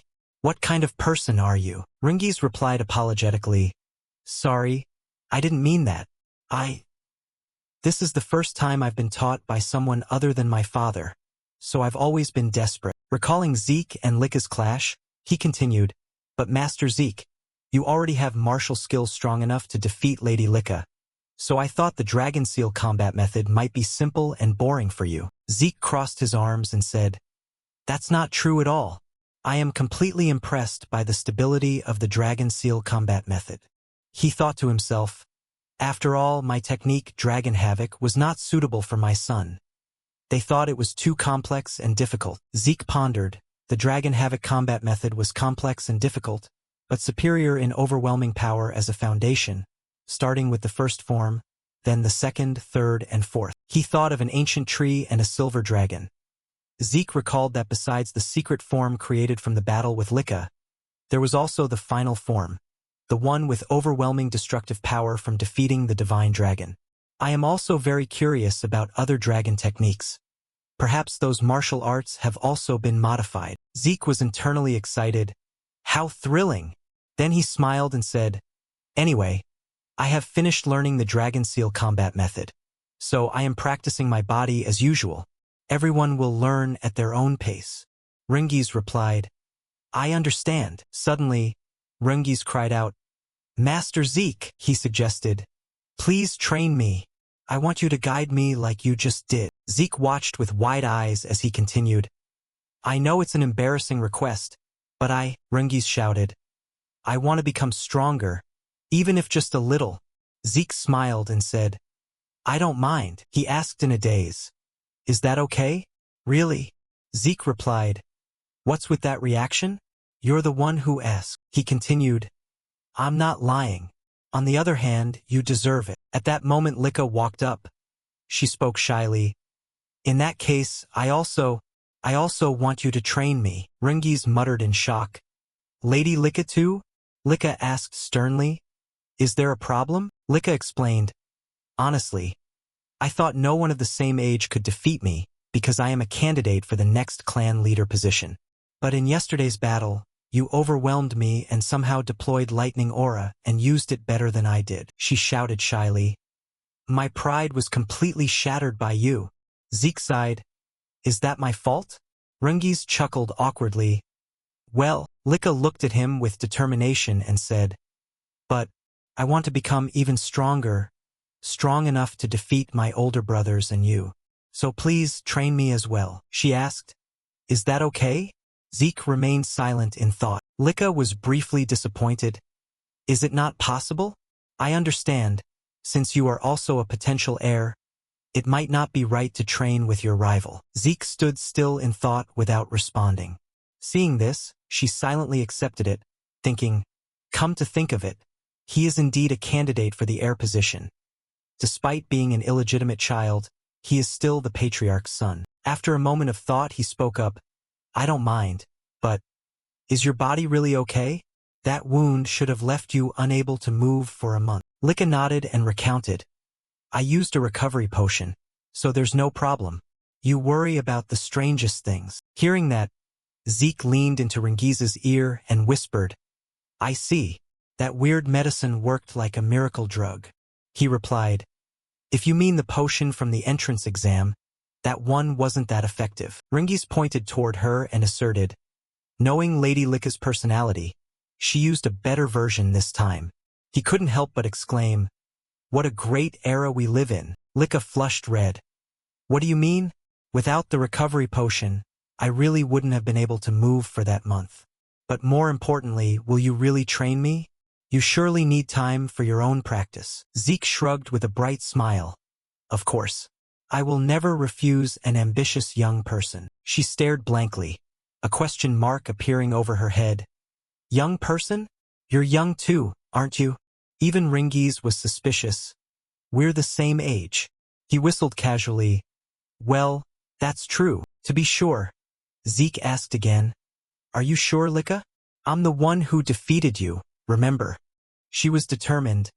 No problem. I don't have the right to be picky. Lika clenched her hands, her eyes full of resolve. Becoming stronger means becoming the clan leader. I will do anything. Zeke couldn't help but wonder. When you challenged me before, you also mentioned the clan leader position, right? Why are you so obsessed with becoming the patriarch? She hesitated briefly. Ah, that's obvious. Lika slowly explained. If I don't become the patriarch, marriage will be the only future for me. A political marriage. If I'm lucky, I'll become the wife of some unpleasant cousin. If not, I'll be forced to become someone's concubine. Hearing this, his face darkened. What? She shrugged as if it were a matter of course. That's right. Maintaining the Eldragon bloodline is that important, especially for the 4 great families. Don't you know that? Our true essence power is unique, meaning it can be used in countless ways. Zeke suddenly flared up with anger. Let's just run away. Those bastards make me feel sick just thinking about them. Rengiz trembled beside him. He clenched his fists in fury and let out a string of curses. What do you people think humans are? Doing things like that.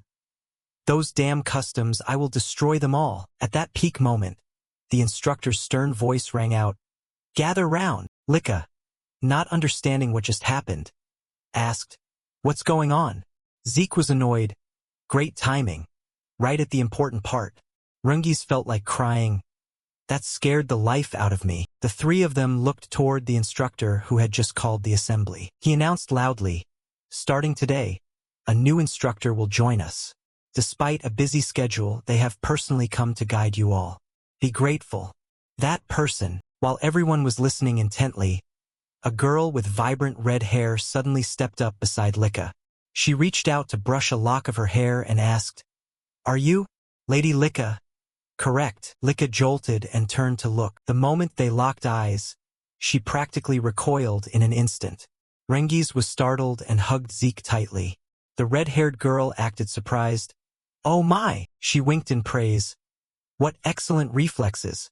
And your aura isn't bad either. Zeke, being hugged tightly by Rengiz, thought to himself, I didn't sense her presence at all. He asked tremblingly, God, who is this person anyway? The dragon instructor extended his hand to introduce her. That person is... But before he could finish, the person beside him interrupted. As quick as ever, I see. Lady Freya. She waved cheerfully. Hi. Nice to meet you all. Freya glanced at Zeke probingly. And you must be Master Zeke, right? He replied without hesitation. That's right. She was surprised. You don't seem surprised. He calmly replied. Because for a lady, there's nothing to be surprised about. But, whatever Freya saw, her eyebrows suddenly furrowed. Zeke smirked, his pupils glowing. It seems the young lady possesses quite an interesting martial artist. Freya thought with interest. I see. No wonder the patriarch is paying attention to this one. Opposite her, Zeke also stroked his chin in admiration. Her stealth technique is indeed very impressive, but what's even more special is the martial art she has mastered. He was full of curiosity. The flow of her true essence was mostly concentrated in her lower body, but he had never seen that type of flow before. This must be why her steps make no sound, even when wearing those shoes. What kind of martial art is this? How fascinating. Freya turned to walk back to the instructors, her tone becoming more serious. Now then, with a friendly smile still on her lips, as you were just informed, starting today I will be your instructor. Let's do our best. The other students were ecstatic. Wait, isn't that the wind goddess Freya? Wow, it's her in the flesh. Amazing, the dragon instructor sternly reminded them. Lady Freya has reached the 6-star rank. She is a key member of the Black Dragon Guard. Everyone, learn everything you can from her. Hearing that, the students whispered among themselves. The Black Dragon Guard? Isn't that the guard unit directly under the Patriarch? Why did such a figure suddenly appear here? One child bravely raised their hand. Will you really train us, Lady Freya? She smiled brightly. Of course.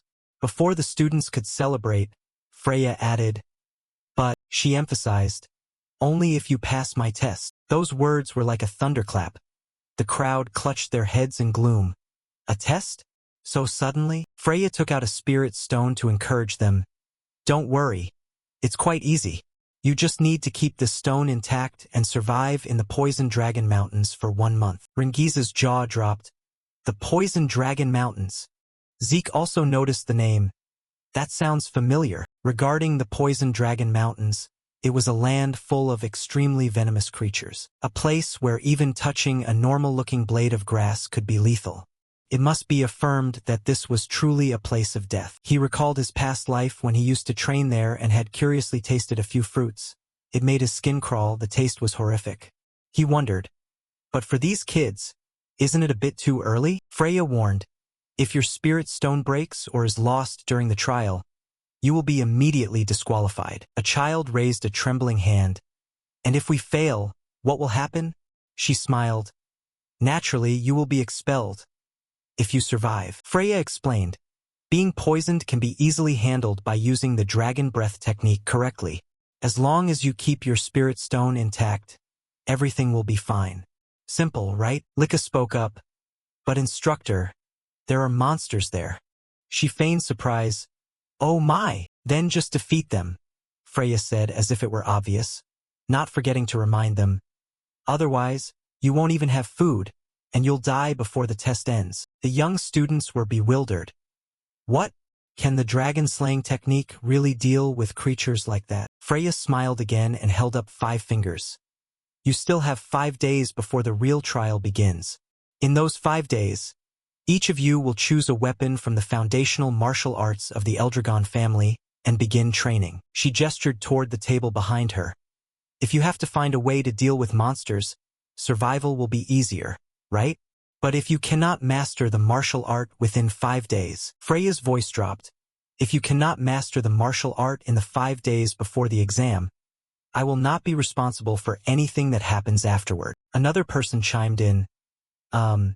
If the situation turns bad, you will help us, right? She waved it off. Oh dear, Freya became cold with the aura of an instructor. Good heavens, this is Eldragon. A place where the weak are culled and only the strong survive. If you cannot fight back against monsters, then such an end is only natural, isn't it? If you cannot even pass a simple test like this, then you might as well sleep on a bed of poison and monsters. Hearing that, the children couldn't help but break into a sweat, while the 3, Zeke, Rangiz, and Lika, each had a different expression. He found it hard to understand. This place is so different from the Eldragon I once knew. An imaginary image from the past flickered in Zeke's mind.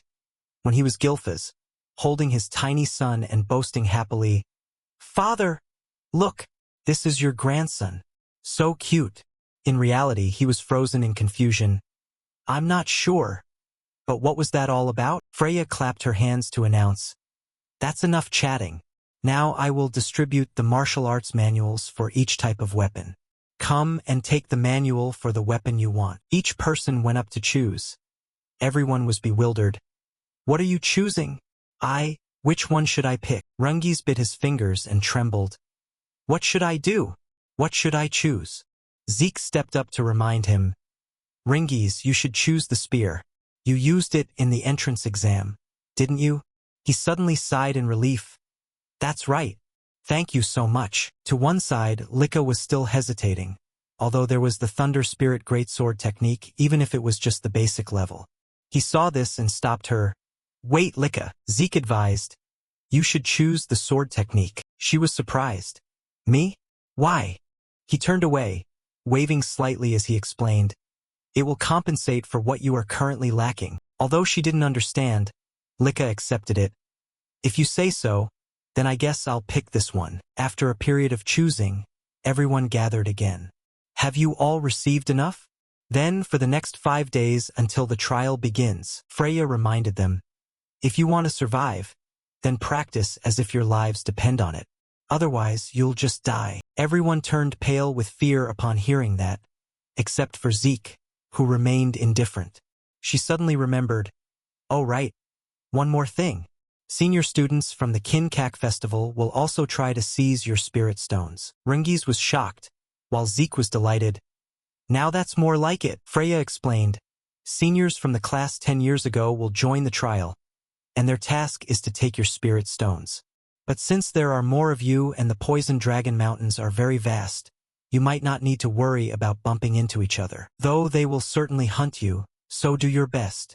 Having spoken, she waved her handkerchief and left. Rungis turned pale and clutched his head. What? Not just monsters, but senior students will attack us too. Lika frowned. The students from the 10-year class are all second-star rank or higher. Even I couldn't hold out if ambushed by several at once. Most of the others might not survive. Zeke simply stretched calmly. True. She shouted irritably. Hey you! He then suggested, if you can't manage alone, then form small groups of 2 or 3. Cooperating to hunt monsters isn't forbidden. Isn't it better the more people there are? Hearing that, Lika nodded. That makes sense. Ringis asked in confusion. Master Zeke, what will you do? He smiled with delight. Me? Naturally, I will enjoy the trial alone. His eyes widened. Enjoy it? Lika was worried. But even just you? No, maybe you really could. Zeke walked away happily. Come on. Before we start training, let's go find something to eat. She was speechless. You really are a strange person. Ringis agreed. Yes, sometimes that's true. 5 days later, as the sun just peeked over the mountain range, the first rays of light pierced through the leaves, waking the sleeping forest. All the students had gathered. Everyone was tense for the upcoming test. Freya announced, All right, it's a perfect day for a test. Everyone's here, right?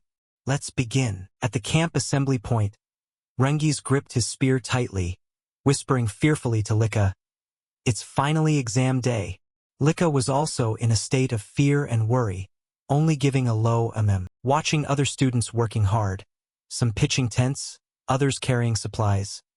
Rungis went on a long rant. Even though Master Zeke said so, is it really okay for me to go with Lady Lika? After all, there are many in this class from more legitimate noble families than me. I'm just a commoner, and I haven't even reached any star rank yet. Despite pouring his heart out to Lika, he trembled with fear just thinking about it. At that moment, a blonde boy and a blue-haired girl walked up behind Ringis. Having heard all his worries, the blue-haired girl was the first to offer comfort. We're all the same, Ringis. By natural reflex, Rungis turned to look. Seeing the two of them, he joyfully called out through his tears, Celine! Raymond! Celine looked at Lika beside him and remarked with a mix of joy and shyness. I still can't believe a commoner like me gets to go with Lady Lika. Raymond didn't say anything but nodded in agreement with Celine's words. Lika looked at Rungis, Celine, and Raymond and offered encouragement, saying that whether they were nobles or commoners didn't matter. She was traveling with them because she valued their abilities.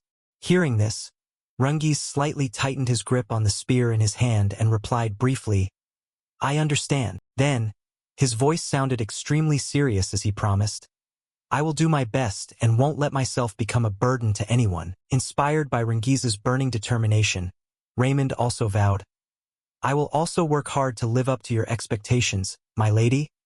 And Lika praised the three of them with a bright smile. Good. I'm counting on you all. Having said that, she turned back to Zeke and asked, But are you really going alone, Zeke? He replied confidently and clearly, Of course, I can't wait any longer. Celine and Raymond both knew about Zeke's status. Celine looked at him with admiration and couldn't help but sigh. Incredible. I've been feeling anxious this whole time.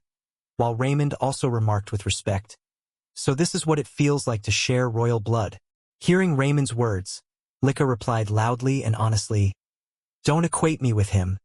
I'm trembling too. Zeke was a bit taken aback and asked Lika with terrifying naivety, You're scared? What is there to worry about? Aren't you and all the top students gathered here already? Seeing him mention this so naturally as if it were of no importance, Celine, Raymond, and Rungis were rendered speechless, all happening to share the same thought. Actually, there are plenty of reasons to be worried, Master Zeke. Putting that aside, Lika teased him, asking, Do you really think they're capable? And Zeke smiled but replied seriously, Of course. Looking at Raymond and Celine, whom Lika had chosen, he had to truly praise her competence. She had successfully gathered the most promising students in the class. Lika's eye for talent was quite good. With that, he stated firmly, their offensive and defensive capabilities are excellent. Your test will be a breeze.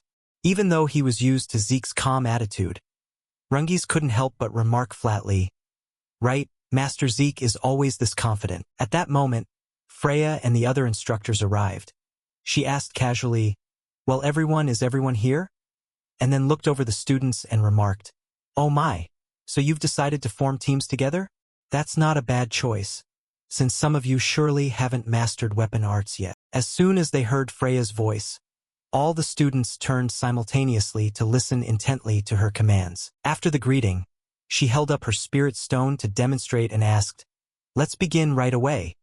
Everyone has their spirit stone, right? While holding the stone, she announced the rules of the exam. Your mission is to survive for 1 month on Poison Dragon Mountain while keeping this spirit stone. If you still have it when the test ends, you pass. Remember, all these spirit stones look exactly the same. Hearing this, the students grew tense and whispered among themselves. Standing in the crowd, in contrast to everyone's fear, Zeke remained silent and thoughtful. In the loopholes of the rules, he had already thought of a way to bend them. If I lose mine, I'll just go steal someone else's. Then, Freya continued explaining the structure of the exam. Once you head up the mountain and find a hiding spot, the seniors will begin trying to take your spirit stones. While she spoke, 2 boys were talking confidently. One asked, hey, most of them probably haven't even reached 1 star yet, right? And the other replied, this will be like taking candy from a baby. Hearing about this difficult challenge, the students were once again hit with a wave of terror. Freya finished her speech and shouted, now then, the explanation of the rules is finished. She gave the command, the exam begins. And as soon as she finished, all the students ran quickly up the mountain. Lika ran with the crowd, not forgetting to look back and wish Zeke luck. Zeke, you absolutely must survive. And Zeke replied with a simple yeah and added, you too. Lika called out loudly to Rengis, Celine, and Raymond, everyone, let's head out. And all 3 responded in unison and hurried after her. Currently, Zeke was still standing leisurely beside Freya, waving to them nonchalantly. Be careful out there. Seeing this, Freya asked in confusion, aren't you supposed to go too? Zeke only remembered after she mentioned it and muttered, right, my mistake. I was a bit distracted. Freya asked suspiciously, distracted? Aren't you worried at all? Zeke waved it off and replied, I have nothing to worry about. Now then, excuse me, instructor. And with that he set off leisurely. Freya watched him go and remarked to herself, what a strange kid. Night fell and the stars sparkled above. At the foot of the mountain, all the instructors stood on guard, not yet daring to rest. Someone asked restlessly, they'll be okay, won't they? Hearing this, Freya asked the dragon instructor coldly, what? Is something wrong? And he replied seriously, this exam might be a bit too early for the new students. Another instructor beside him added to the reasoning, true, they've learned the basics, but only a few have reached a star rank, and their actual combat experience is still lacking. Having said that, he laughed awkwardly and wondered, I wonder how many of them will actually pass? But Freya reassured them plainly, don't worry. She analyzed the situation. Poison Dragon Mountain has countless poisonous creatures, but the quantity and quality of the monsters aren't concerning. Most are only 1 or 2 star rank. Moreover, as you can see, the students are basically capable of handling them. The 2 instructors didn't question her further, and the dragon instructor replied in a low voice, yes, understood. Freya gave a mysterious, conspiratorial smile and whispered, however, I'm still going to release that thing at the very end. The dragon instructor caught a faint sound but couldn't quite make it out, so he asked hesitantly, pardon me, I didn't hear you clearly. What did you just say? Freya immediately changed her expression and replied with a smile, oh, it's nothing. At that point, she gave the command to the elite seniors chosen for the hunt. All right, it's time. You all head out as well. And upon her signal, they immediately entered hunting mode and rushed up the mountain. Freya tucked a strand of hair that was blowing in the wind and muttered plainly, let's see how many survive. I'm really looking forward to this. The seniors darted through the dark, dense forest, moving with lightning speed as they raced up the mountain.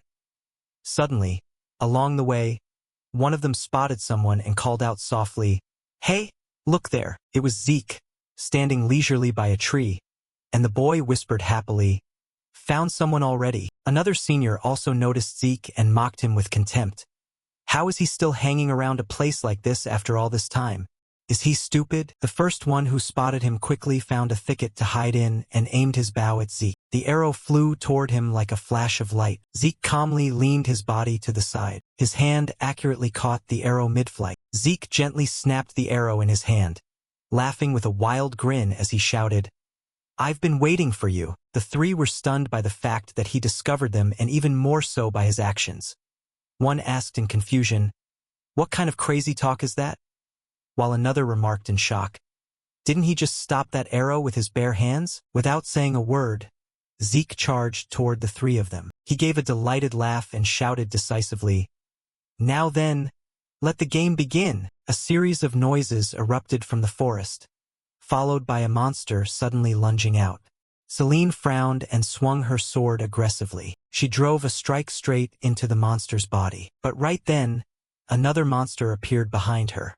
"Celine, look out!" Just as it attacked, Raymond jumped in and used his shield to save her in the nick of time. Next, he frowned and swung his shield again. Raymond used the edge of his shield to strike the monster hard, sending it to its grave. On the other side, Rengiz had also just finished off another creature. While everyone was taking a brief rest, a voice called out to check on them, "All right, is everyone okay?" And Rengiz quickly looked up and replied, "Lady Lika, we're..." Immediately after, he was startled by the pile of spoils beside Lika. The rumors about Lady Lika were true. While we were panicking, she took down so many of them. Lika held up 2 fingers proudly. "Well, I have reached the 2nd star after all. This is nothing. More importantly, you've all grown quite a bit since the exam started a week ago. Celine and Raymond have reached the 1st star rank as well." Celine replied with a slight smile, "It's all thanks to your help, Lady Lika." And Raymond added, "Thank you, my lady." Rengiz stood to the side watching them with a dejected gaze. "They've both reached 1 star, but I'm still..." Celine caught his look and immediately comforted him. "Rengiz, you've gotten a lot stronger too. You'll reach the 1st star soon." And Raymond nodded. "Don't lose your patience." Rengiz gave a wry smile and said, "Thanks, guys." From a distance, Lika suddenly praised him. "Taking down a tree frog by yourself was quite impressive." She brought up a past event to encourage him. "Besides, you trained with Zeke before the exam to sharpen your spear skills. Don't worry too much. You'll reach 1 star in no time." Rengiz called out her name with emotion, "Lady Lika." Just then, Lika suddenly looked up at the sky. "All right, it's getting dark. Let's head back to base." Celine immediately agreed. "Right. It's dangerous to be out at night." By now, the sky was fading into twilight as the sun slowly dipped behind the mountains. Not long after, as night fell, a thin mist began to spread through every corner of the forest. The group was currently on their way back carrying their spoils when Rengiz suddenly called out, "Lady Lika!" Lika frovned vorili. "You? What are you doing at our base?" Just as she finished speaking, a pair of legs stepped out from the forest. Everyone in the group simultaneously raised their guard and drew their weapons. "What they?" A tall young man with a sword at his hip stepped forward with a gentle smile and spoke up, "Finally noticed me, have you?" Lika gripped the hilt of her sword behind her and spoke to confirm. "You're from the 10-year-old class, aren't you? Are you here to steal our spirit stones?" The senior admitted it bluntly. "Exactly." Looking at the senior's smiling face, one of the 4 secretly thought, "The upperclassmen are finally attacking, and he's at the 2-star rank." The senior then spoke up, "It's only natural for this exam, but I didn't expect this to be Lady Lika's base." Meanwhile, Lika coldly pointed her sword at him. "Why don't you just go back? You can't hurt us all by yourself." The senior suddenly changed his expression and replied plainly, "Right now?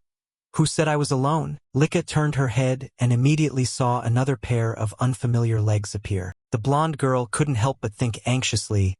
3 2-star rankers right behind him. One of them suddenly spoke while drawing his sword. Even for Lady Licca, carrying 3 deadweights is quite a burden, isn't it?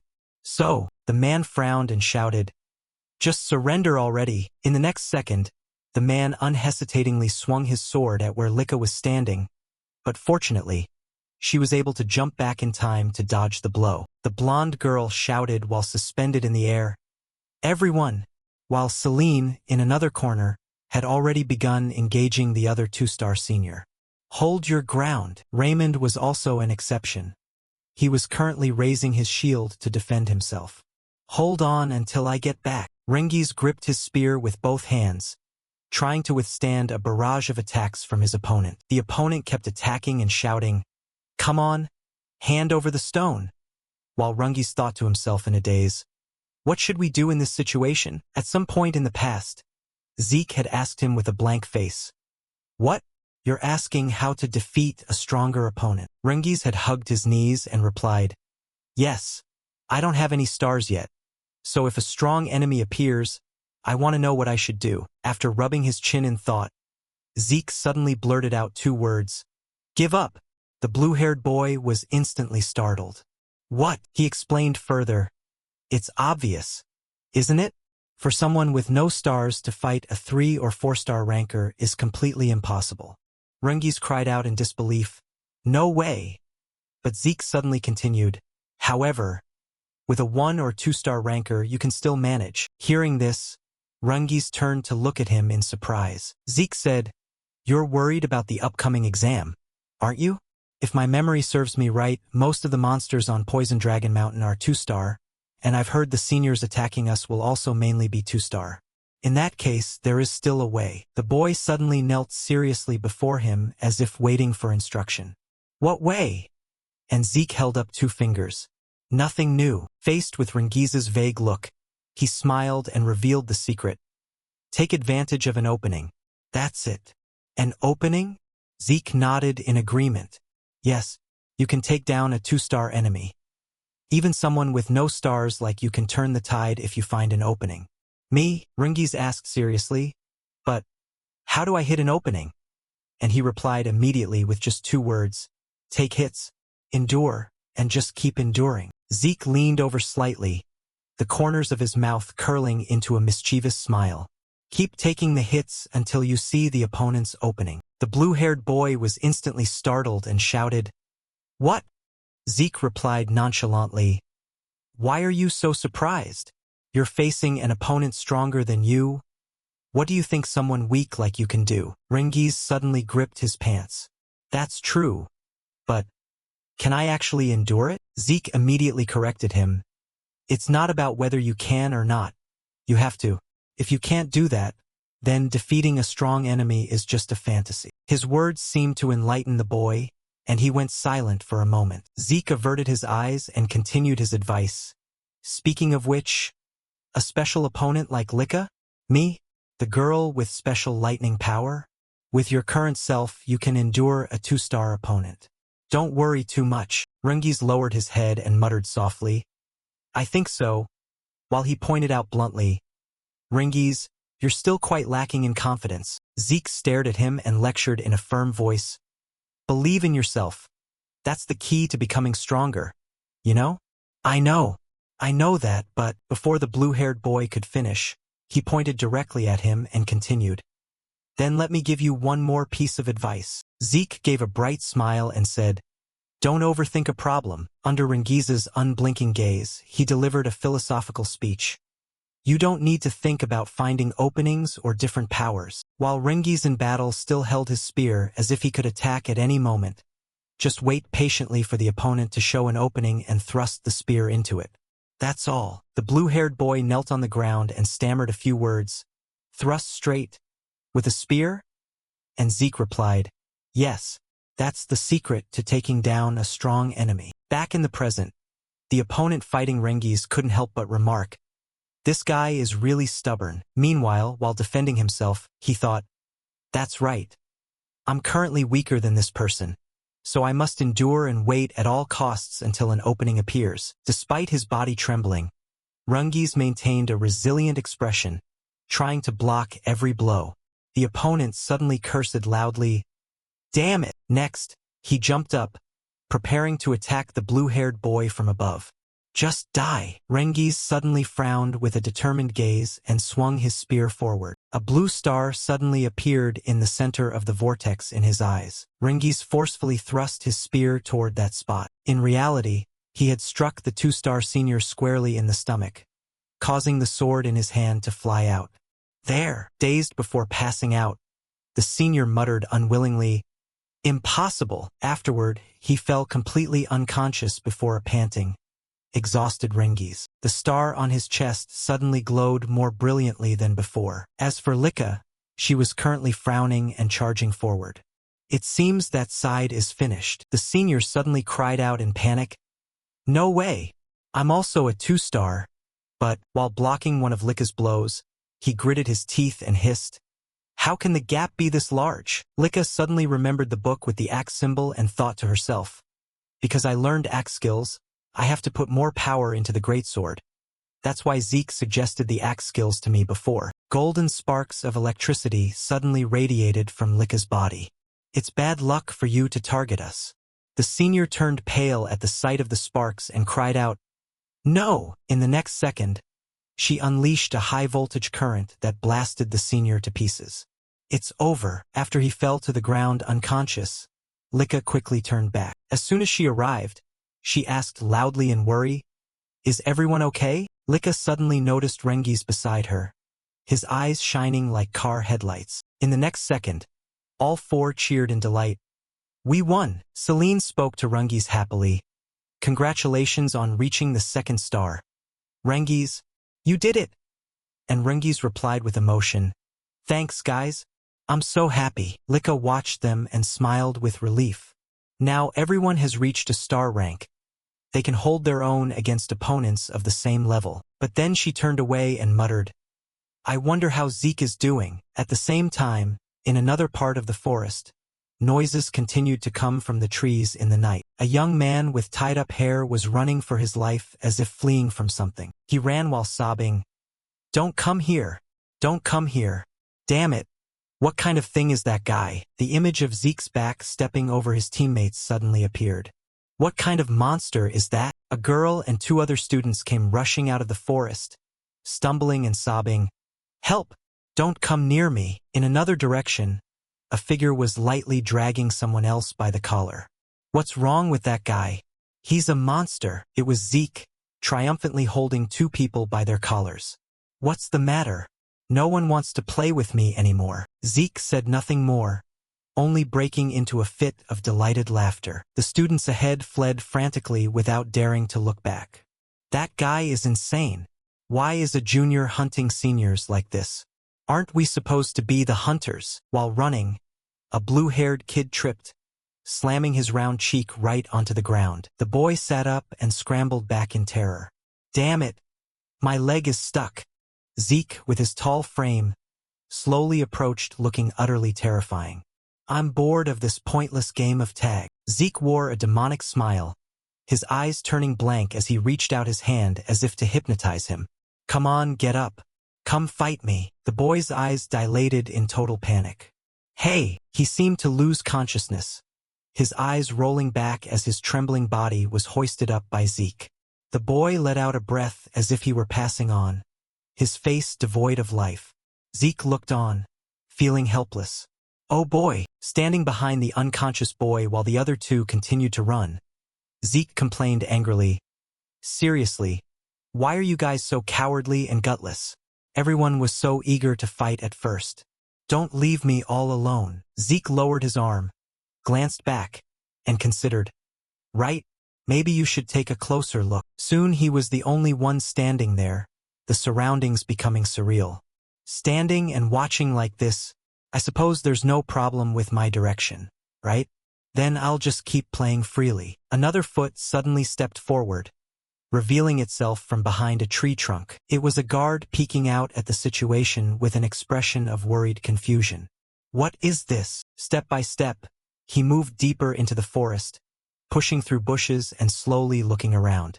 Being able to sense my presence after detecting a senior, impressive. Suddenly he froze and stood there thoughtfully rubbing his chin. I have to report this." Caught in his sight was the body of the blue-haired kid from earlier, lying flat on the ground. Freya suddenly appeared out of the darkness with a gentle expression. "You're back. Report." The soldier, her subordinate, acknowledged the command, and one of the three reported, "Understood." 1 week after the test began, approximately 30% of the 7-year-old class has been eliminated. However, the remaining students are gradually adapting. The guard stood at attention and continued to offer his opinion. "I believe this number won't decrease much further." Hearing the information, Freya asked, "I see. And the senior students?" The guard hesitated. "The seniors are." The guard slowly glanced at his two dejected-looking comrades as she urged him. "What is it? Speak clearly." He then answered her question decisively. "To put it simply, they are running away." Freya found it strange, looking more puzzled than pleased. Running away? The seniors? What on earth are they running from? She looked curiously at one of the guards and asked hesitantly, "What kind of monster on the Poison Dragon Mountain could make them run?" The guard replied seriously, "It's Master Sieg, ma'am." This answer shocked her. "What did you say?" "Master Zeke." Zeke's ferocity has sent the other students scattering in terror. Master Sieg is currently attacking the seniors. At first, they tried to resist, but now they are all fleeing. Among the guards, one spoke up loudly. "Who exactly is this Master Sieg? He's actually excited to pick off the seniors. This is unheard of." A guard with a lock of hair across his nose became suddenly solemn. "I agree. His son, and the Patriarch too. No, on the contrary, I must say that, in their minds, Zeke appeared as a terrifying figure, his eyes glowing brightly amidst an aura of powerful energy. He is an anomaly who has surpassed the concept of a genius. In truth, he's more like a monster." Freya pressed a finger to her cheek, looking away as she recalled his appearance. "I find him very strange too. He chose to act alone and started his journey with surprising leisure. Could it be that, from the start, he wasn't the hunted, but the hunter?" Zeke at that moment, with a bright smile and eyes that were anything but innocent. "Is that so? Like a monster?" Suddenly, a sound from another direction made a female guard jump. "That sound is..." Freya stood there nonchalantly, not surprised at all. "Oh, it's finally here? I've been waiting." A burly man arrived pushing something heavy. "Lady Freya, where should I put this?" She guided him. "Just put it there." "Good work." The entire guard team gasped in shock. "What is this, Lady Freya? This is... Don't tell me you're planning to release this into the Poison Dragon Mountain? This thing has the power of a 3-star rank. With their current strength, the children can't possibly deal with it." Freya didn't seem to take it seriously, her face beaming with a radiant smile. "It'll be fine. This has been specially adjusted." The guard with the hair across his nose stared at her. "Adjusted how?" She kept smiling and brushed it off. "That's right.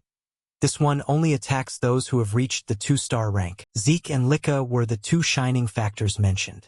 "So the ordinary children won't be majorly affected." A voice suddenly cut in, asking, "I see. But why do this?" Freya calmly held out her hand and answered decisively, "This is an order from the Patriarch." Hearing that, the guard froze, breaking into a cold sweat. From the Patriarch, a mysterious creature with 2 blood-red eyes was locked in the iron-framed cage the burly man had brought. "Now let's see how he handles this. He's strong enough for veterans to call him a monster. I wonder if he can deal with something like this." Freya's expression suddenly turned dark and gloomy. She smirked with a sinister smile. "Release it at dawn." The scene shifted to the sun shining brightly through the canopy of the forest. Rungis held a long tube in his hand and looked ahead curiously, while Celine also felt something odd. Did the ground just shake a little? Lika walked ahead, her brow furrowed as she assessed the situation seriously. "It seems so. What is it? This feels strange." A blond boy standing nearby looked on innocently. "Is it the seniors again?" Rungis began rambling, giving Lika a headache. "Maybe it's a monster, like a fierce wild boar or something like that." Her expression grew worse. "But I have a feeling." Suddenly, a violent, massive sound echoed toward their group. Above their heads, a massive ancient tree was tilting, about to fall. Lika realized what was happening and shouted to the others, "The tree is falling!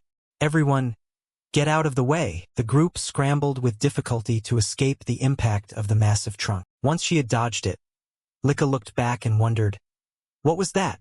Celine, with a terrified expression, realized, "That's..." Rengis trembled in fear, looking up while the boy beside him watched intently. A monster with a body made entirely of stone and two blood-red eyes appeared abruptly. A golem. Zeke was looking up with an indifferent, detached expression. "Is it time?" He sighed and leaned against the pile of bodies he had just captured. Outside, guards were still patrolling the forest. "I'm starting to get bored. There's no one left to fight me. How disappointing." Suddenly, in the distance, birds flew up in a hurry and the sound of heavy footsteps approached rapidly. Zeke jolted at the sudden noise. An unusual presence. He thought seriously, It's been a long time since a monster of this level appeared." He suddenly rolled his eyes upward, thinking to himself, "Are they trying to imply something by releasing this here?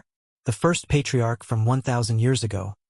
But for the abilities of today's children, a 3-star opponent might be too much for them." Zeke sat perched up high and tilted his head from side to side. Something like this should have been handled by the instructors before the test began. Shouldn't it? No, wait. Freya, with her seemingly gentle smile, is actually quite calculating. They might have released it on purpose. What are they actually planning? Seriously. Because of that, he suddenly laughed with amusement, his eyes shining like car headlights. "But this is even better. I suppose I'll get some entertainment after all." Zeke found something interesting and hopped down from his perch, preparing to leave. "I can't just sit here. I'm coming for you, 3-star. If only it had appeared closer to me, it would have been more fun. Instead, it's all the way over there." On this side, Celine was holding a sword in her hand, struggling to attack. Her entire body was knocked back, and she hadn't dealt even a scratch of damage to the golem. As soon as her feet hit the ground, Celine looked up and worried, "Impossible! Not even a scratch." Raymond gritted his teeth and used his weapon to leap high, attacking the golem. "Take this." His expression soured when he saw the golem was completely unharmed. "Even that does nothing?" It was Lika's turn to leap and unleash a stylish slash. Thunder strike. One arm of the golem was slightly chipped after taking her attack. Realizing this, she smirked triumphantly. "It seems I can only break the outer shell when I use aura. That means this thing can only be defeated by someone at the 2-star rank." Rungis crept up from behind, his hands still tight on his weapon as he asked her hesitantly, "Lika, what should we do?" "All right," Lika said with an air of command. "Everyone listen up." The golem still loomed before them as Lika announced the plan. "I'll distract it. In the meantime, the rest of you run." Her friends disagreed. "What?" Rengis stopped her decisively. "No. We can't leave you behind, Lika." Lika kept her red-flamed weapon pointed at the golem, her face focused forward. "I know this sounds offensive, but you'll only hold me back.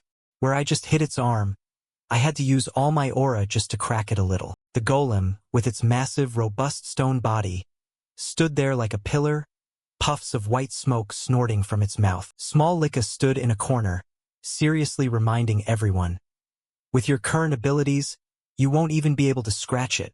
Celine looked at her and whispered in realization, "Impossible." "She's right. We can't scratch it." Raymond, filled with fighting spirit, stood right in front of Lika, his brow furrowed with determination. "But we can still support you so that Lady Lika can land her strikes more accurately." Lika jolted in confusion, her eyes wide with shock. "What are you?" Then Rengis raised his weapon, his eyes bright with resolve.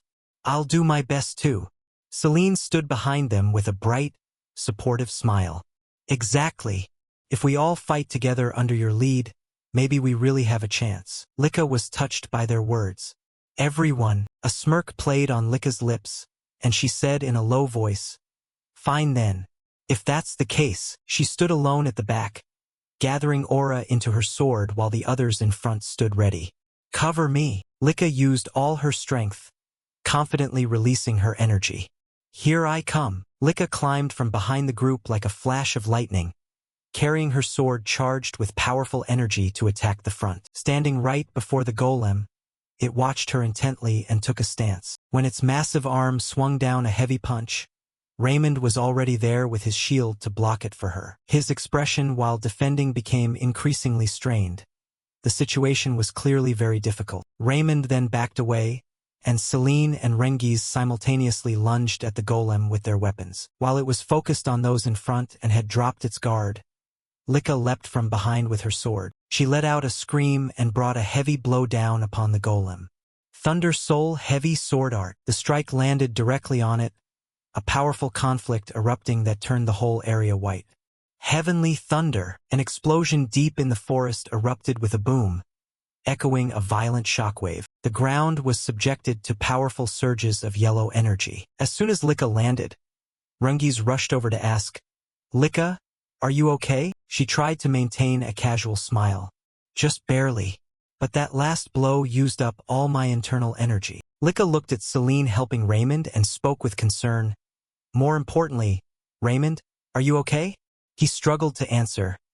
I'm fine." Lika felt a bit relieved. In that case, Lika had just finished her sentence when the golem suddenly loomed up behind her.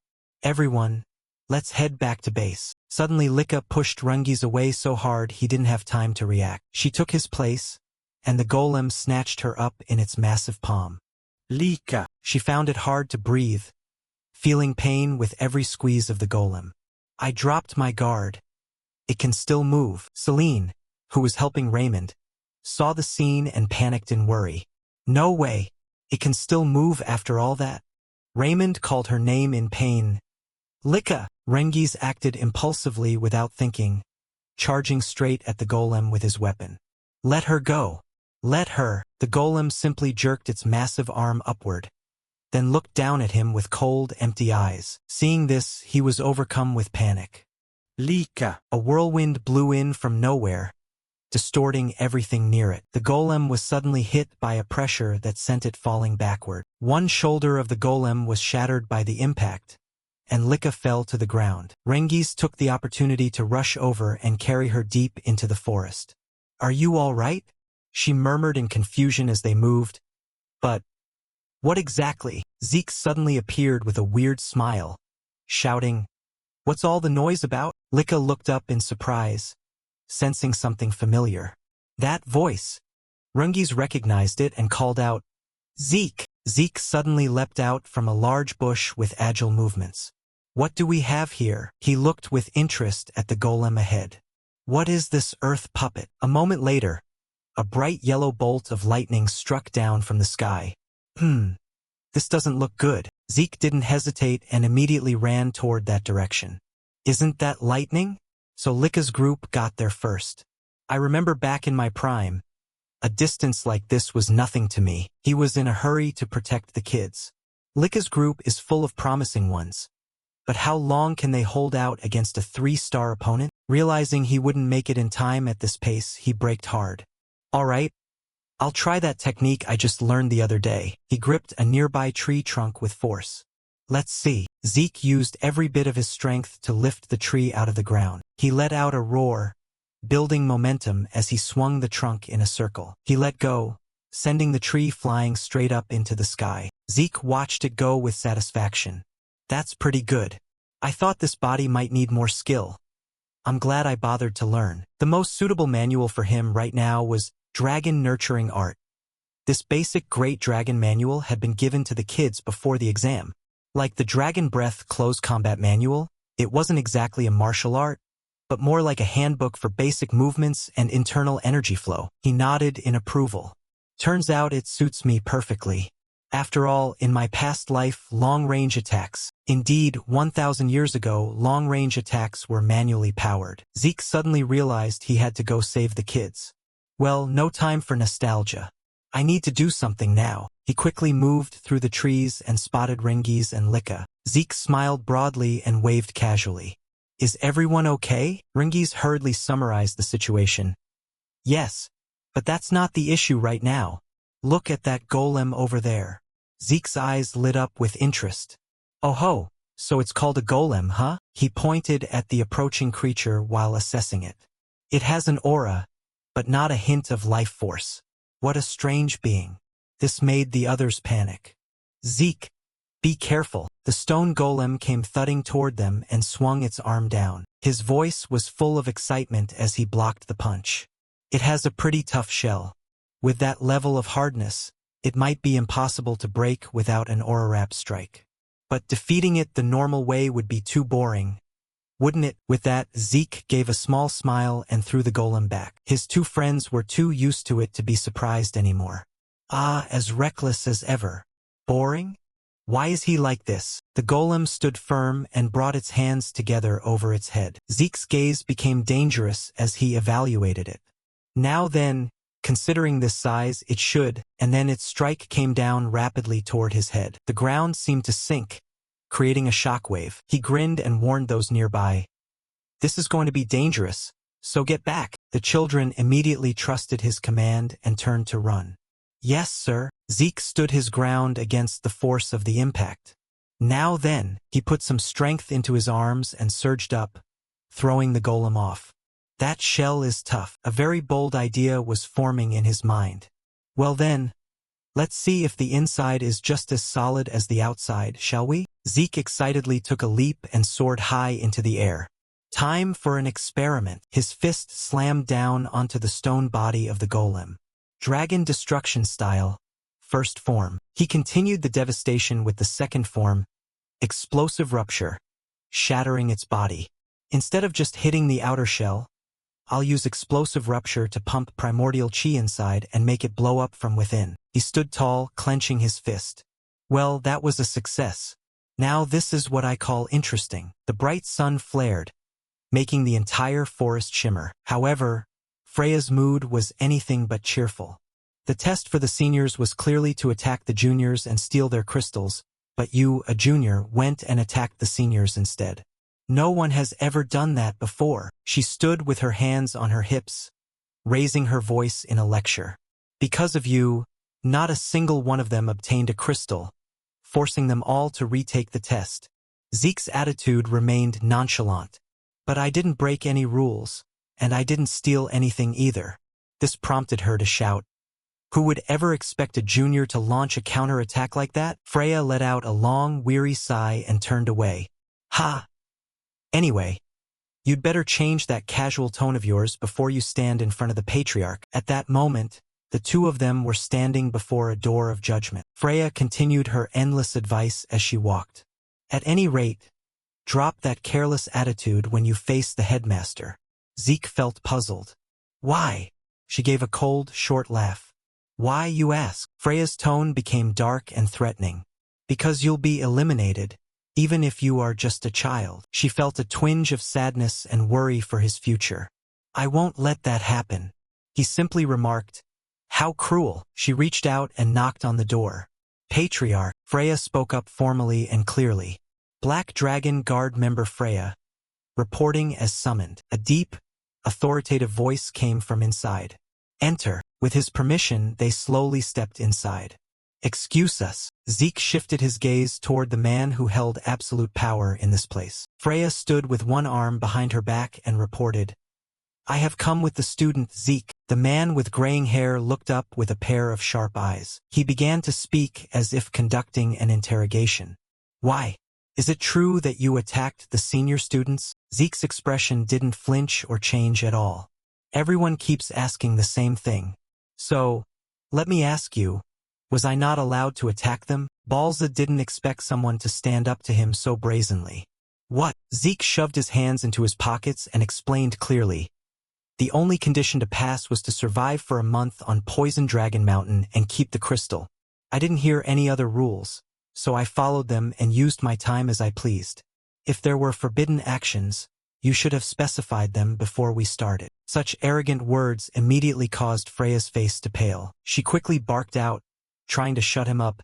Student Zeke, you are currently... Balza's gaze darkened instantly, radiating a spine-chilling killing intent. The ancient dragon in his mind seemed to wake up, letting out a roar that shook the heavens. Freya's legs buckled under the crushing pressure. This pressure, you're going to die. However, Zeke remained standing right where he was, hands still in his pockets. He even spoke up with a clear warning. Stop threatening me. It's annoying. This was the first time in his life Balza had faced such a situation. Zeke pouted, disdaining Balza's actions. Did you call me here just to ask about these trivial matters? Suddenly, an abrupt question was blurted out. Exactly how did you do it? The words left him puzzled. Do what? He brought up the unbelievable feat Zeke had performed. According to the reports, you didn't just defeat the seniors. You took down a golem as well.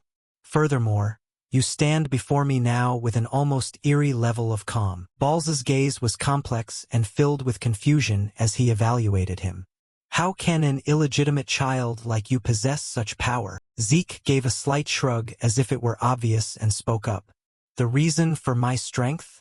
It's quite simple. Zeke pointed a finger at his own confident face with pride. There is no reason other than the fact that I am simply talented. Their gazes locked, neither side willing to back down. Finally, Balza waved a hand, not wanting to waste any more time. Your attitude is just as arrogant as the rumors say.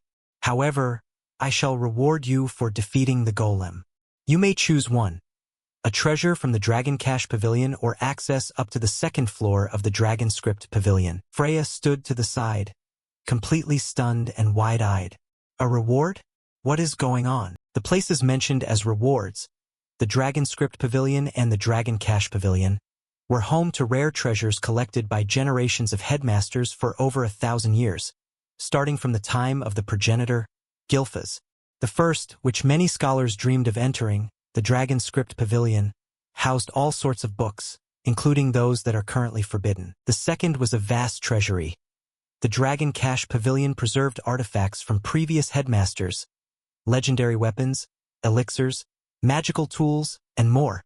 Rare treasures from many different eras were kept there. These places were legendary in this region.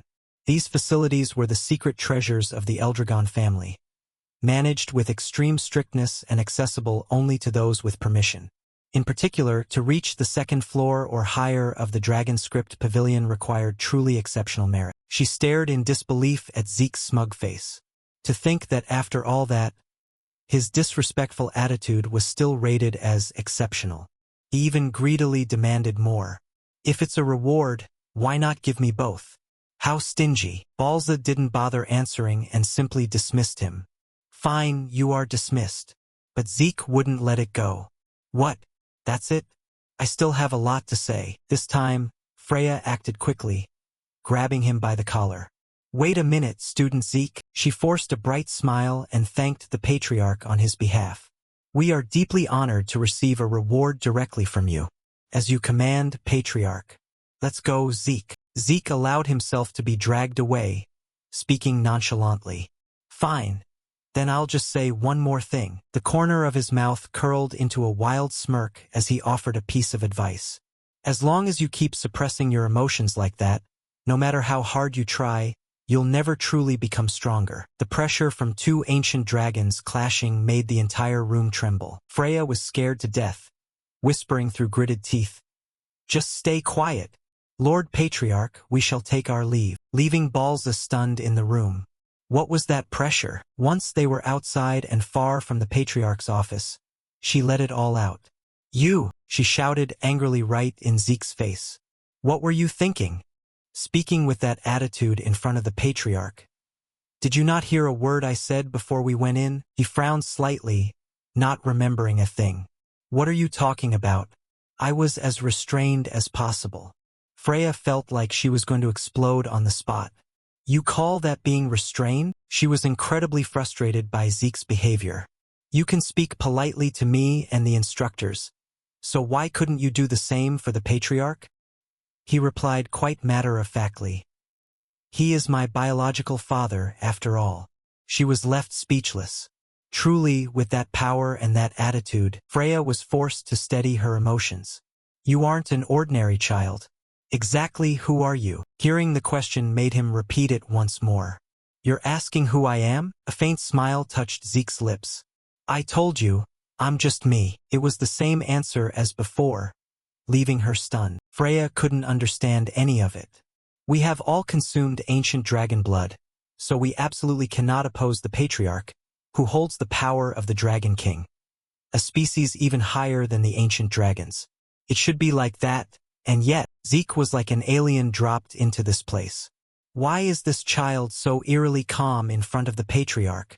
Not seeing her answer, he asked, "Is something wrong?" Freya spoke up, denying the thoughts in her head. "No, it's nothing. I should re-examine the birth records thoroughly." She let out a breath, not wanting to argue any further. "So, which reward will you choose? You can enter the second floor of the Dragon Script Pavilion, or take a treasure from the Dragon Cache Pavilion." Zeke held up 2 fingers, looking pathetic. "How about both?" She refused quite firmly. "Absolutely not." He pouted for a moment before choosing what was necessary. "You're no help." In that case, and the very next day, Zeke was standing before a white palace. He remarked in awe at the beauty of the place. So this is knowledge. After being neglected for 7 years, this place was more necessary than anything. I'm lacking too much knowledge about this era. I'm also curious about the new elixirs and tools created over the last 1,000 years. But anyway, Rengiz ran up behind him, looking around excitedly. "I can't believe I actually get to enter the Dragon Script Pavilion." Zeke didn't quite understand his mood. "Are you really that happy?" The boy nodded enthusiastically. Of course, his small, fair face flushed with excitement. The Dragon Plunder close combat style and the Dragon Healing method we just learned were already great, but this is a chance to learn even better martial arts. I didn't expect the reward for passing the test to be this luxurious. I'm so moved. Lika stepped out from behind Rengiz in agreement. How much knowledge can we absorb in the limited time? We have to work really hard. Zeke, this is your first time hearing this, but there's a time limit. Zeke noted, "There's a time limit?" She appeared very knowledgeable. "That's right. We're only allowed on the first floor, but the basic rules should be the same." She updated him on these new rules. You can only borrow 1 book, but you can read as many as you like within the allotted time. Therefore, how you use your time is very important. He pouted and nodded. "I see." Lika was then excitedly curious about Zeke's thoughts. "By the way, I heard something. Zeke, did you choose the Dragon Script Pavilion over the Dragon Cache Pavilion as your reward?" They couldn't understand why he chose the books. "Knowing you, I thought you'd take something from the Dragon Cache Pavilion." At this, he looked sorrowful. "I thought about it, but knowledge seems more important to me right now." Lika bit her finger in jealous longing. "Knowledge, huh? I heard the second floor has books even rarer than the first, especially the martial arts books. They say the gap in level between the first and second floors is huge." Wow, but she quickly perked up with her own strength. "I don't think anything is better than my Thunder Soul Greatsword style anyway. Hey Zeke, are you listening?" "Hey!" They entered deep inside and met the guard. "The time you can stay in the building is 5 hours. Please use it quietly and strictly adhere to the time limit." Zeke followed them in, feeling a bit impressed. "I wonder if that's a long or short time." Lika quickly replied, "It might be long." She shared her experience expertly before entering. "First, you must decide which book to borrow, then read the others within the time limit." Rengiz was a bit flustered and nervous. "I've heard that talented people can read through many books at once, but my goal is just to find a martial arts book that suits me in that time." Stepping inside the hall, they were met by an overwhelming floor of books. "Truly, just finding the book I need is going to be difficult." They instinctively spoke in hushed, admiring tones. "So this is the Dragon Script Pavilion." Zeke looked up at the high ceiling that seemed to have no end. "More impressive than I thought." He grinned in anticipation of new knowledge. "Now then, let's see what knowledge is here." He delved into the massive library. "This is making me excited." Time quickly passed. After a period of searching for information, Zeke's eyes widened and he shouted, "What the hell is this?" Impossible. "Rifts? Chaos? Magic? There's too much information I know nothing about." Having said that, he casually tossed the book aside and lay flat on the floor, letting out a long sigh. 1,000 years really is a terrifying amount of time. He thought about how during those 1,000 years, this world had connected to another. Going back 900 years, a tear suddenly appeared in the wall of space. It was a rift, and on the other side of that rift was another chaotic world called the Chaos Realm. In that world, monsters called Chaos ran rampant. To fight against chaos, the humans of that world cultivated a special energy within themselves. The Eldragon family fought alongside them against the chaos, and through the bonds formed on the battlefield, for powerful warriors from that other world married into the Eldragon family. They were Typona, Levius, Bahamut, and Fafniled. They are the founders of the 4 major branches of the Eldragon family that exist to this day. Thinking back now, that angry roar from before was covered in a strange black mist, and then there was Lycus' lightning aura. It turns out everything originated from another world. No wonder I didn't know anything. And what makes me most curious is magic, a new technology brought from the other world. Where are the books on how to use it? Why aren't there any? Usually, things like that should be placed right next to history books. The protagonist spoke as his eyes shone like stars. However, his noise was immediately interrupted. "Please be quiet inside the building," someone said, but this only made Zeke more curious. The voice has no aura at all. It's just sound. Could this be that? A technique that only transmits sound. But I don't feel any energy or power source. At the same time, the books around him suddenly seemed to be controlled by some force and floated in all directions. Seeing this, Zeke was incredibly excited and shouted, "What is that? Oh, using power sources like threads to move objects? That's a fascinating technique." The warning voice rang out again. "Please be quiet." To these words, how could Zeke possibly listen? He even lunged out to grab a book. How can I be quiet in front of something this interesting? "Show yourself right now and teach me directly." Not far away, a mysterious cloaked figure was using magic to create threads of light that wrapped tightly around Zeke and then pulled him into the air. "Time's up. The doors are closing," the person reminded him, tossing Zeke directly into a mysterious poem. Luckily, our friend's reflexes were fast, so he was able to stop himself with just a somersault. "What was that? What was that?" "That's yet another thing I don't know. Let me see that thing properly," Zeke said irritably. Just then, Rengiz arrived behind him and witnessed the scene, his eyes rolling. "Master Zeke, what happened?" Laika also sighed and chimed in. "What did you do to get tossed out like that?" Zeke scratched his head and explained flusteredly, "Well, I just got a bit too excited. What about you guys? Did you find anything good?" Hearing the question, Rengiz shared excitedly, "Yes, I borrowed a martial arts book called Cloud Water Spear, and I think I've learned a simple footwork technique from it." On this side, Celine also pulled out a book and said, "I learned a footwork technique from this as well. I borrowed this Windflower Sword technique book." Raymond also mentioned his choice. "I learned Eldragon-style Guardian Sword from this. The book I borrowed is also Eldragon-style Sage Guardian Martial Arts." Their choices made Zeke feel a bit choked up inside. He thought to himself, "All of those are things I created just to kill time in my past life." Despite his thoughts, Zeke nodded. "I see. So Laika, what did you choose?" Laika replied with a cheerful voice, "This one, Tidal Greatsword Style. I heard it was created by the First Patriarch, and then the revised Tidal Greatsword Style was improved by the 15th Patriarch. I already have my family's inherited martial arts, so this is just for research." Returning to Zeke's perspective, Lycus' words left him thoughtful. The 15th Patriarch again. Dragon Breath and Dragon Strike were also created by the 15th Patriarch. There are many martial arts I created in the Dragon Temple, but many have improved versions placed right next to them. Could it be that those are also from the 15th Patriarch? To be honest, when I first came here, I thought it would be very boring, but now I can't wait to see what's next. Time quickly passed. 5 years later, Lycus' questioning voice rang out in the hallway. "Huh? Where did Zeke and the others go?" Someone heard and replied, "Ah, Lady Lika. Master Zeke and his friends have gone to the training ground." Laika Vavid. "Thanks. At it again, are they?"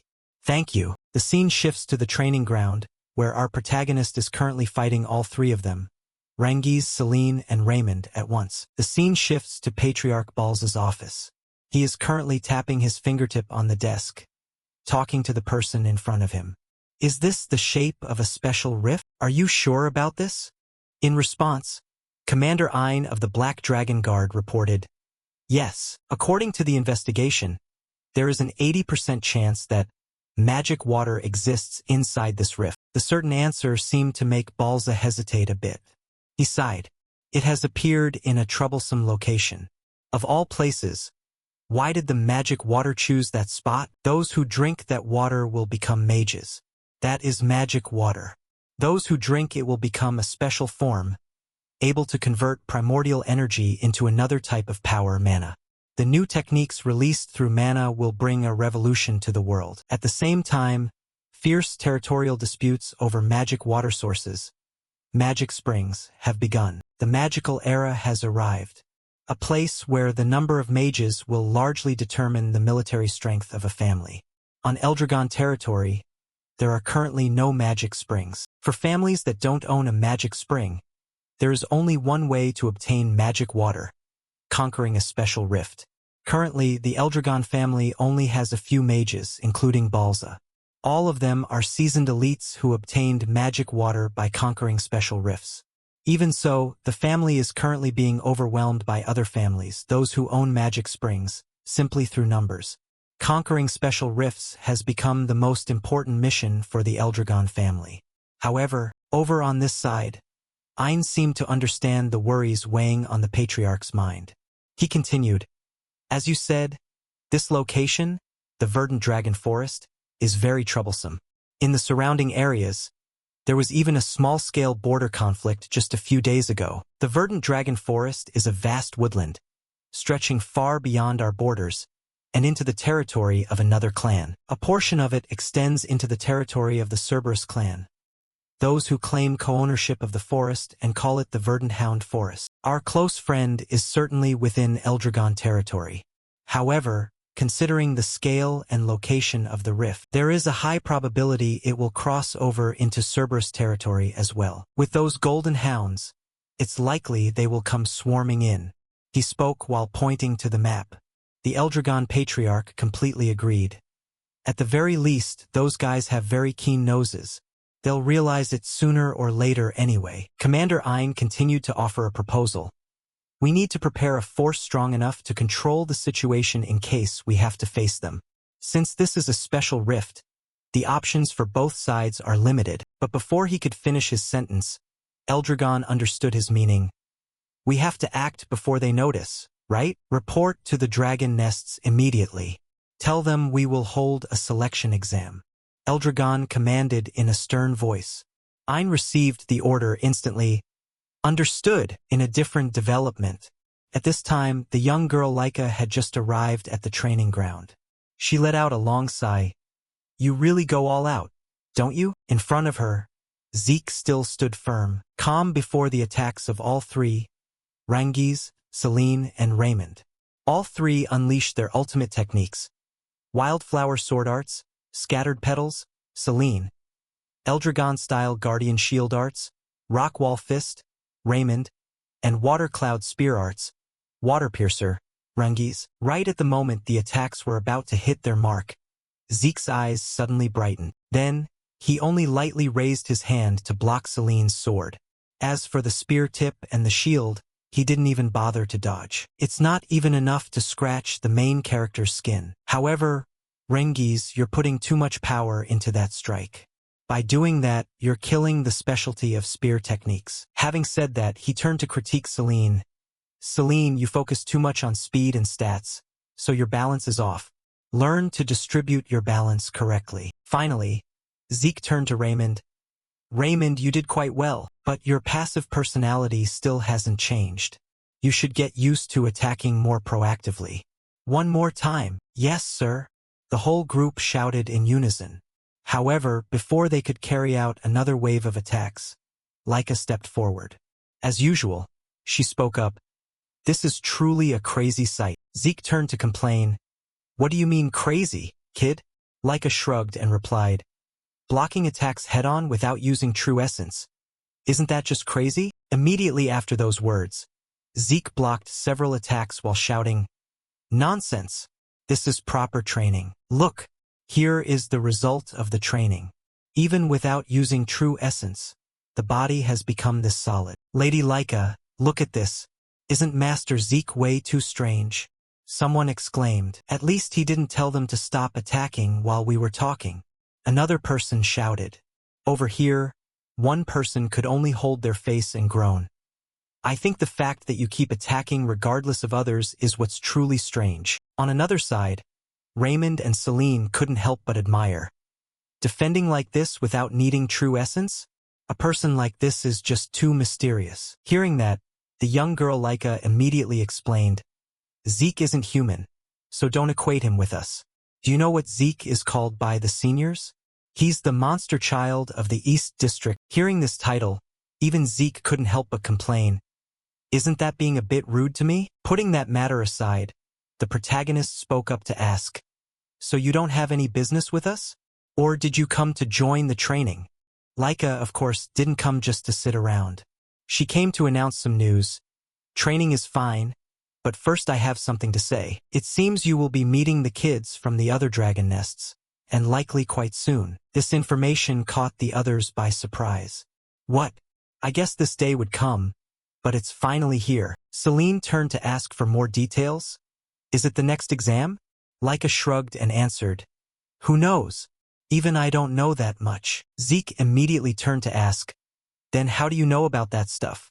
"You just have to look at the instructors to guess, from their conversations and actions," Laika explained calmly. Meanwhile, Zeke said, "He never pays attention to things like this." This seemed to make someone a bit irritated. Such a carefree successor candidate indeed. But anyway, be careful. There is someone in the West District, one of the other candidates for the position of successor patriarch, who is targeting us. In response to this warning, Zeke not only showed no fear but even felt a bit excited deep down. "Then that's interesting. I'm looking forward to it." Time passed quickly. A few days later, the children began to gather at the training yard. The protagonist's group of friends also seemed to have guessed the reason. Zeke whispered, "Laika, it's probably the matter you mentioned before." Laika nodded in agreement. "Yeah, likely so." Sure enough, immediately afterward, Freya's voice rang out. "Is everyone gathered? Everyone shut your mouths." The children, seeing her demeanor, fell silent, not daring to utter a single word. Their fearful attitude made Freya somewhat satisfied. "Very good.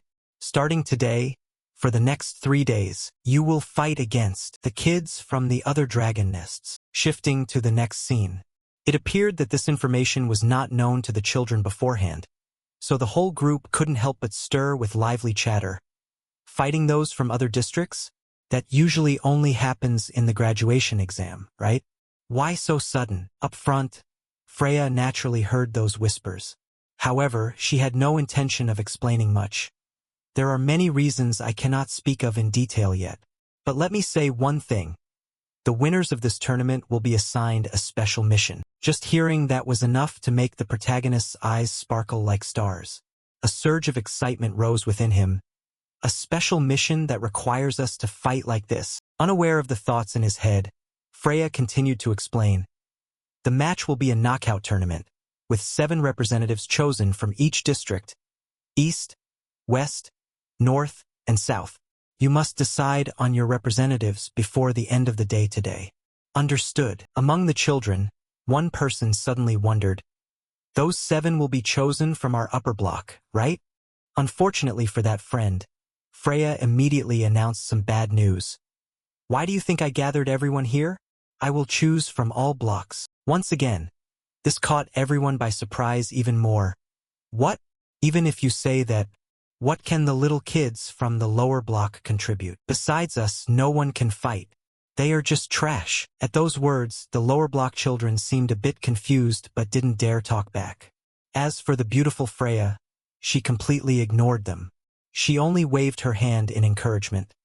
"Whatever works, as long as it's decided before the end of today." Then, immediately after she left, a senior named Rick stood out and spoke loudly. Listen up. The 7 representatives will be chosen from us seniors. Naturally, no one has an objection, right? In response to those words, how could the young girl Laika remain patient? She immediately shot back, actually, I have an opinion on that. It's not fair when you only call for the seniors. Shouldn't we also choose from the lower blocks? I am qualified for this too. On this side, Rick saw her stand up and broke into a proud smile. Well, if it isn't Lady Laika, it seems you're misunderstanding something. We are talking about real strength here. You've got it wrong. We are only discussing ability. He spoke with complete confidence, unaware that just a second later, Laika unleashed her power. On her person appeared 3 small points of light, representing 3 stars. Witnessing this, the entire upper block group immediately turned pale with fear. What? 3 stars? Impossible. The rumor said she was at most 2 stars. Since when? The whole group spoke with stutters, making Laika push her advantage even further. I agree that we should choose based on strength. So is it true that there are more than 7 seniors stronger than me? Answer me. If there aren't, then we should choose from the lower blocks as well. Rick heard this and knew he was at a disadvantage, but still argued stubbornly. That's because Lady Laika is an exception. The other kids can't possibly compare to the seniors. Right at this moment, Zeke's voice abruptly cut in. You people are too noisy. Rick's eyes bugged out as he turned to bark. You bastard! What did you just say? Zeke pouted and said it one more time. I said you people are too noisy. I'm saying you seniors keep screaming your heads off, sounding like you think those in the lower block are trash. Right? Then how about we all fight until only 7 people are left standing? The protagonist proposed this while making a very battle-hungry face. These words were too much even for Laika. Zeke, that's going to automatically cause a whole bunch of violence issues. Regardless, her point was, how about we organize a preliminary round for those who want to participate? Anyone who wants to join can challenge in 3 days, regardless of block or grade. What do you seniors think?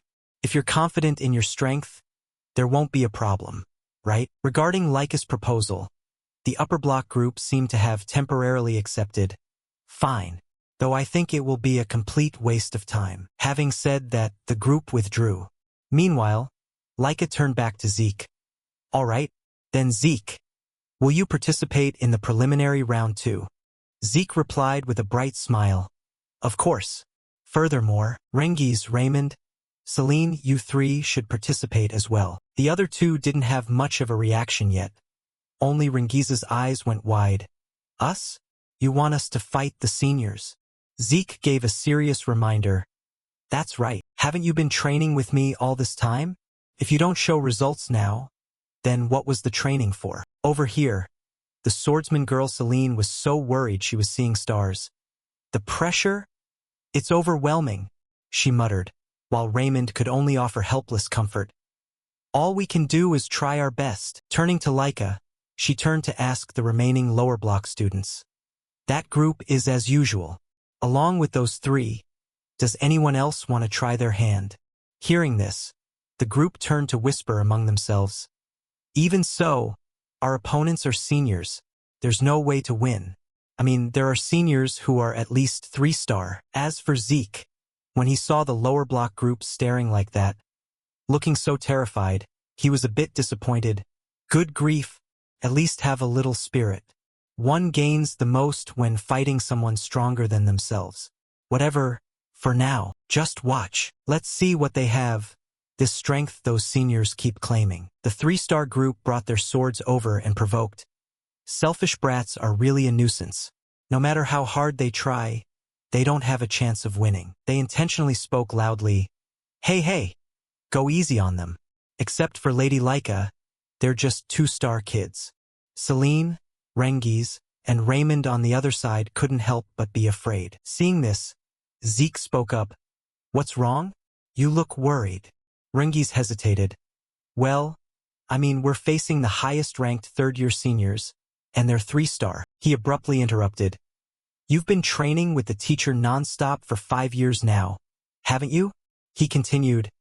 Everyone is doing great. Believe in yourselves a little more. Hearing that, Both Celine and Raymond became excited again and replied, "Yes, sir," while Rungies was still a bit worried but muttered, "Yes." A senior among the three-star group suddenly charged forward and shouted, "Hey, stop that chattering right now. Top-tier students don't have that much free time. Come on. I'll teach you brats your place." After a while, the students sitting in the stands were all watching and whispering to each other. "What on earth is going on?"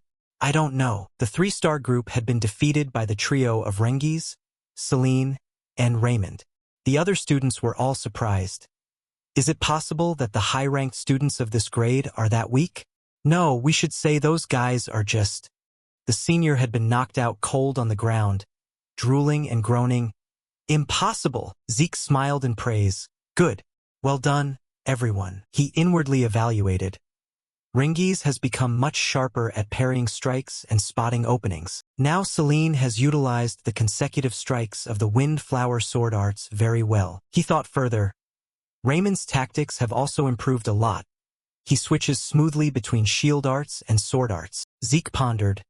All of them have shown excellent training results. If they continue to build confidence through actual combat, it will be even better. And he looked over at Laika and inwardly remarked, "Laika has grown stronger too." The other students witnessing Laika out fighting her senior couldn't help but gape. "This can't be." Afterward, she completely defeated Marin and said confidently, "I guess this is about right." Rick was stunned. "No way." "How?" "There's no way we 3 stars lost to you 2-star brats." Zeke spoke up. "How naive. To have seen this result and still be spewing such nonsense." He gasped. "What?" He continued. "Age, stats, rank." Zeke signaled for him to be quiet and said, "They're just some stats anyway. Power in combat is decided only by the victor. If you're weak, you lose. That's all there is to it." Rick pointed at his face and barked, "Are you stupid? Star rank is power. Don't tell me a kid like you doesn't even know that." He replied calmly. "But, stars or no stars," he spoke coldly, "if you destroy the heart, anyone will die." Stunned by Zeke's words, "Don't turn away from the true nature of power. Power in combat is simply whether you can win or not." He screamed, "Shut up. Who do you think you are? I'm a high-ranked student. Don't think a kid's sophistry like that works on me. I was gonna go easy since you're just children, but don't blame me if you're crying later. I won't forgive you." Zeke waved his hand and said, "I'm bored of this mouth fighting. Children should move their limbs before their mouths. Now it's just you and me. Let me see what kind of martial arts you've grasped." He revealed his strength and provoked. "And how much you've practiced." Rick grit his teeth in anger. Zeke charged forward and cried out, "Take this." He also jumped toward him and shouted, "Don't underestimate me. Great strength fist arts." But Zeke easily landed a hard punch to Rick's face, sending him flying 3 meters back. He praised, "You've trained quite well." The atmosphere became quieter than ever. Laika, watching from the side, said, "You dare say that after knocking him out without even bothering to check the result?" At the same time, at the West Wing training ground, students were lying defeated and groaning, "It hurts." Suddenly, an iron fan was folded shut. One of the candidates for the position of successor patriarch, Venial Fafnirld Eldragon, sat on a defeated student and said, "Every single one of them is useless." Suddenly, someone spoke up, "Master Venial." That person was none other than Venial's trusted assistant, Alan. He reported, "The selection list here is complete." Retin walked over to meet Venial. He was slightly surprised. "You? A junior? And yet you've reached 3 stars? He shouted. "Yes, sir." Venial admired. "Not bad. I like those with ability. If you're useful, I'll take you in as a subordinate." Retin bowed deeply and respectfully. "Thank you very much, sir." He cheered inwardly. "I've been recognized by Master Venial." Retin thought, "As long as Master Venial is here, the West Wing will not lose." And by gaining merit in that prestigious special mission, he thought further, "Master Venial will become the successor patriarch, and when that happens, I will become a direct subordinate of the patriarch." Alan stepped up and said, "Master Venial, there's something I should report to you." Venial asked back, What is it? He whispered. It seems Lady Laika will join the selection team for the East Wing, sir. Hearing this, he frowned and said, That meddling brat. Always in the way. Venial stood up and spread his arms while continuing. Oh well, no matter how much of a genius she is, we will be the winners. We will pass the special mission with ease. Then, he snapped his iron fan open and boldly declared, I will show my brothers that the seat of successor patriarch, Venial smiled confidently, is mine. In the arena, many students came to watch, their cheers echoing throughout the stands. They were all watching very intently. Rungis looked around nervously and said, There are so many people. Laika added, Every hall is packed like this, though some were disqualified in the exam. She looked up high and said, But this has thinned it out quite a bit, hasn't it? Hearing her say that, Rengis thought, Right, those who were disqualified are no longer here. They are called pseudo-dragons, just like Dad. Laika turned and saw Rengis looking restless. She immediately patted his back hard and encouraged, Forget about it. We were chosen as representatives for the East Hall. You should be proud. Rengis replied softly, Yes, I'll do my best. Suddenly, Laika turned back toward Zeke and asked, Master Zeke, what's wrong? She was suspicious. You're so quiet. Zeke replied, It's nothing. I'm just evaluating the combat strength of the students here. Suddenly, a loud shout came from a distance. As expected of Master Zeke, I didn't think you could pull something like that off. Zeke turned his head to look and said, Things really have changed. Rick and Marin in unison. Understood. Members of the East Hall Senior Selection Team. We, the members of the East Hall Senior Selection Team. Rick said, After the fight that day, we have changed our minds. He declared loudly, Though I am also a part of Eldragon, I truly respect the strong. Although a bit confused, Zeke still replied, I see. Well, it's not a bad thing, so it's fine. While Rungis tearfully hugged his leg and said, You gave me a real fright, Zeke crossed his arms and thought, Except for the East Hall, everyone else is 3-star. As expected, there are no 4 stars. But he glanced sideways and observed, thinking to himself, Now then, let's see what ultimate techniques I get to witness this time. After a while, Laika was chatting with Rengis. Suddenly, Sandy ran up to hug her and called, Laika! She gasped in surprise. Sister Sandy. Zeke, who was whistling, also took notice of her. Sandy pinched Laika's cheek while asking, Long time no see. Have you been okay lately? No one's bullying you, right? She shyly pushed her away and replied, I'm fine. I'm perfectly fine. Rengis was suspicious. Lady Laika? Who is this person?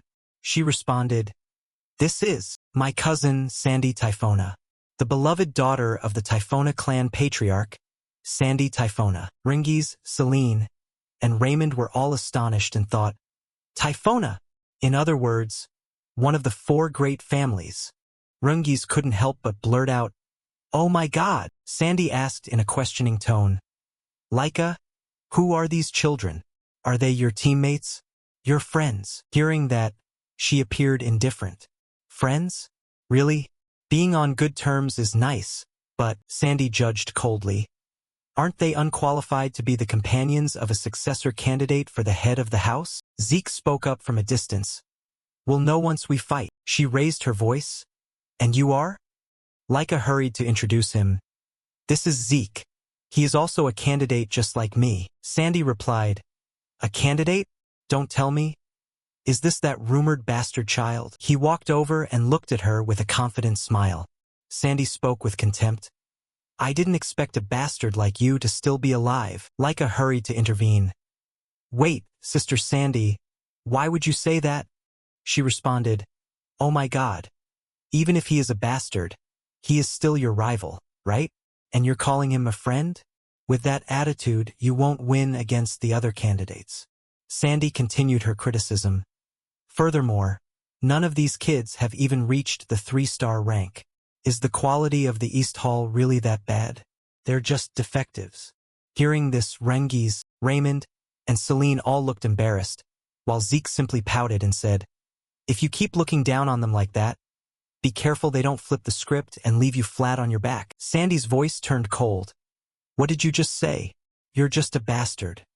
Besides the patriarch's blood, you have no backing at all. She pointed her finger and questioned. Are you actually trying to give me advice? He replied. It's just a warning. Sandy exclaimed. You! Suddenly, the North Hall representative, Edgy's Vanblade, stepped forward to stop them. Come on. Don't cause trouble for the other teams. He shifted his gaze toward Zeke while Rungi stammered. That person is… Hey, Edgy's. Sandy spoke loudly. Can you not interfere? We are talking about something important. He replied with a smile. I can't ignore this. The selection battle is about to begin. On the stands, the students had gathered in full force, everyone excited on the threshold of the battle. Suddenly, a tall man wearing a black cloak and a hat approached. He called out loudly, Attention!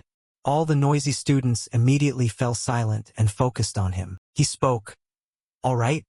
Instructor Teach Mentrick, captain of the Gold Dragon Legion, announced clearly, From this moment on, the selection battle will begin. Teach announced the rules. This competition will be a tournament-style elimination between the 4 halls. First, the 4 halls will be divided into 2 groups. The winner of each group will face off in the final. The combat format is one-on-one duels. Each hall will take turns sending out one person in a predetermined order. Among the 7 participants from each hall, the hall that defeats 4 opponents first will be declared the winner. He continued, Once the battle has begun, the team lineup order cannot be changed. Consider the arrangement of the order as part of your strategy. One last point, he emphasized. Those selected in this battle will be assigned a special mission. This special mission is of extreme importance to the Eldragon family. Whoever undertakes this mission will make a great contribution to the Eldragon family. The students all thought to themselves, contributing to the Eldragon family means a big step toward becoming the head of the house. Teach said, Now we will decide the match pairings. Representatives of each hall, come forward in order and draw a stone from this box. He called out, Representative of the West Hall, Venial, step forward and draw. He called out, Representative of the West Hall, Venial, step forward and draw. After he pulled out a stone, the instructor requested, All right, you may return. Leica saw him and immediately reacted. That guy, Zeke asked curiously. What is it? Do you know him? She replied, Yes. He is the successor candidate from the West Hall I told you about. Venial Fafniled Eldragon. He placed a hand on his chin and pondered. It's not just Venial. Overall, the West Hall has many strong warriors. He thought further. The other halls have also trained well, but surely everyone can feel the power gap. Zeke looked toward Retin and evaluated silently. Even so, that guy. It's been a long time since I've seen that face. He chuckled inwardly. He had some skill during the entrance exam back then, but I didn't expect him to reach the 3-star rank at his age. He must have trained very hard. Impressive, impressive. Retin also caught Zeke's gaze. He gritted his teeth and said, Why is he? Suddenly, some students in the stands cried out, Hey, look, isn't that Rengi's? Why is that dropout standing over there? Raymond turned to reassure him. Rengi's, are you okay? He stammered. I'm fine. Teach called out again. Next, the representative of the North Hall, Edgy's exclaimed, It's our turn. After he went up to draw, the instructor called again. Good. Next, the representative of the South Hall. After the South Hall representative finished drawing, Teach called out finally, the representative of the East Hall. Leica said to Zeke, Hey, Zeke, they're calling you. He asked blankly. Me? She replied. Of course, because you're the strongest among us, Zeke. The others nodded in agreement, but Zeke looked confused. No, these events should be left to the kids. Leica waved her hand and said, What? We're the same age. Just go up there already. Seeing Zeke step up, Sandy questioned, Wait, why is that bastard child going instead of Leica? She replied, Because he is the strongest among us. Hearing this, she expressed disbelief. Are you joking? He's not even at 3 stars. Sandy continued. This is also a succession war between me and Venial. you know? In this situation, you? But Laika interrupted. It's okay, sister, she said confidently. We are very strong. Instructor Teach continued. Now, representatives of each hall, please channel your true inner strength into the stones you just drew. Zeke held out the stone and looked at it. The stones held by the 4 hall representatives all simultaneously glowed with blue and red colors. Teach announced, this will decide the group pairings.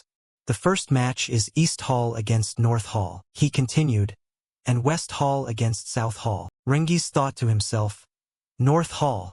He shifted his gaze to look at a large and fierce-looking guy on the opposing team. Laika replied, well, yeah, but, she muttered, I didn't expect to face Sister Sandy right in the first round. Sandy spoke boldly.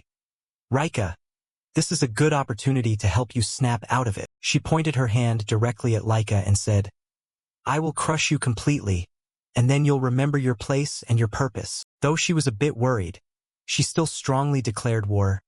Bring it on, Edgy said with a smile. Hi. It looks like we'll be fighting you first. I'm really looking forward to it. Zeke replied comfortably. Let's have a proper match. It seems we're a good fit. He responded.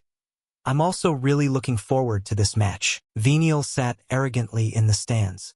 The students from other halls did the same. The instructor announced, the first match, East Hall versus North Hall. Zeke and Edgy smiled at each other. Rick clenched his fist and said, Master Zeke, I will definitely win. Laika worriedly said, I don't know if Rick is okay. He looks so tense. And Zeke replied, yeah. Teach turned to both sides and asked, are both sides ready? Then, he raised his hand high and signaled, begin. Rick immediately jumped forward and threw a punch at his opponent. Zeke crossed his arms to watch and said, now then, let's see how it goes. Laika beside him asked, I can tell just by looking that it'll be tough, right? He replied, in combat, there is no such thing as a guarantee. Zeke turned to Laika and said confidently, except for me, obviously. My victory is absolute. Hearing this, she replied, I wasn't talking about you. He turned back to focus on the match and evaluated. Regardless, in terms of skill alone, the North Hall fighter isn't much different from Rick. Therefore, as long as he fights normally, he'll be able to win. Laika responded, normally? True, but this is the first time we've fought in front of so many people, and there's the pressure of representing the whole team. Meanwhile, in the battle, Rick seemed to be getting attacked more and was being injured. Zeke said with a smile, that's true, but for them, he remarked on Sandy and Edgy's. Those two are the exceptions. I guess so, Laika added, and he continued. Those two have almost reached the 4-star rank. Zeke continued.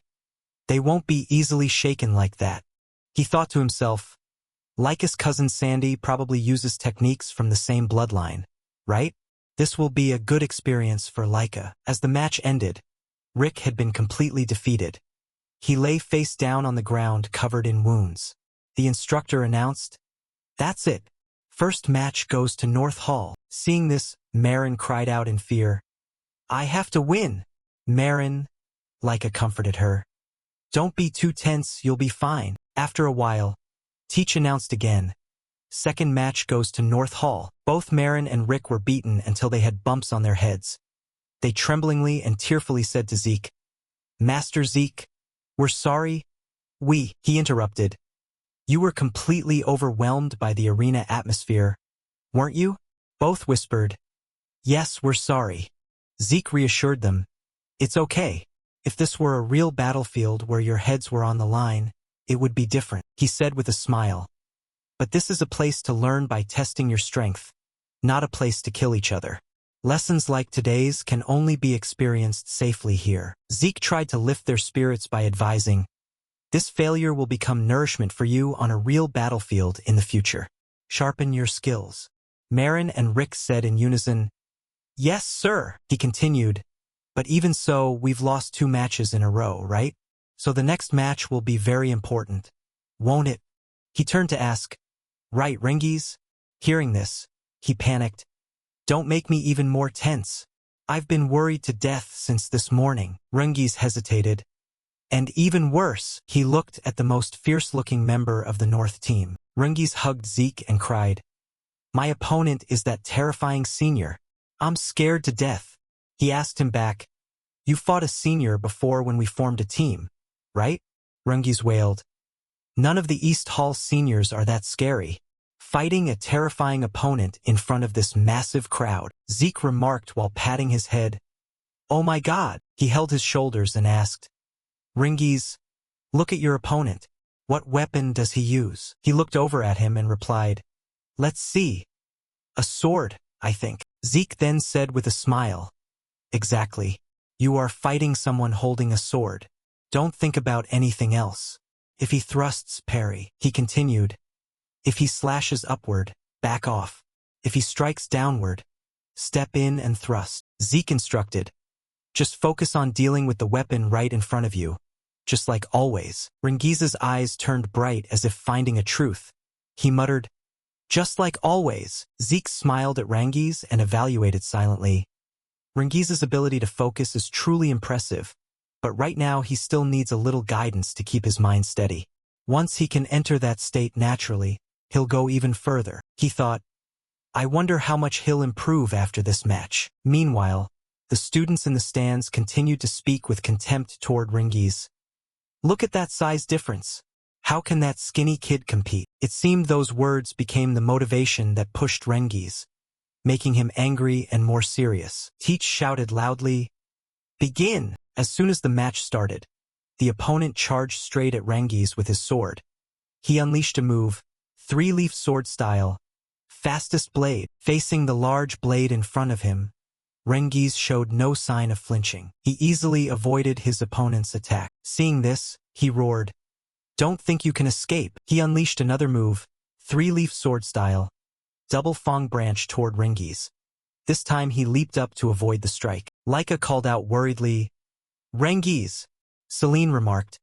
"The opponent is closing in to cut off Rengiz's preferred range." Raymond turned to ask, "Master Zeke, is Rengiz okay?" He smiled and replied, "No need to worry.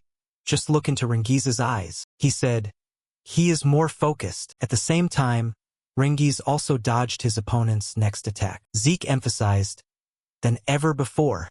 Despite the opponent unleashing consecutive ultimate moves, three-leaf sword style, leaf storm dance, Rengiz remained incredibly focused, his eyes becoming bright. Rengiz employed a technique, cloud water spear style, flowing clouds and water, and countered the opponent's move. Seeing this, he gasped in shock.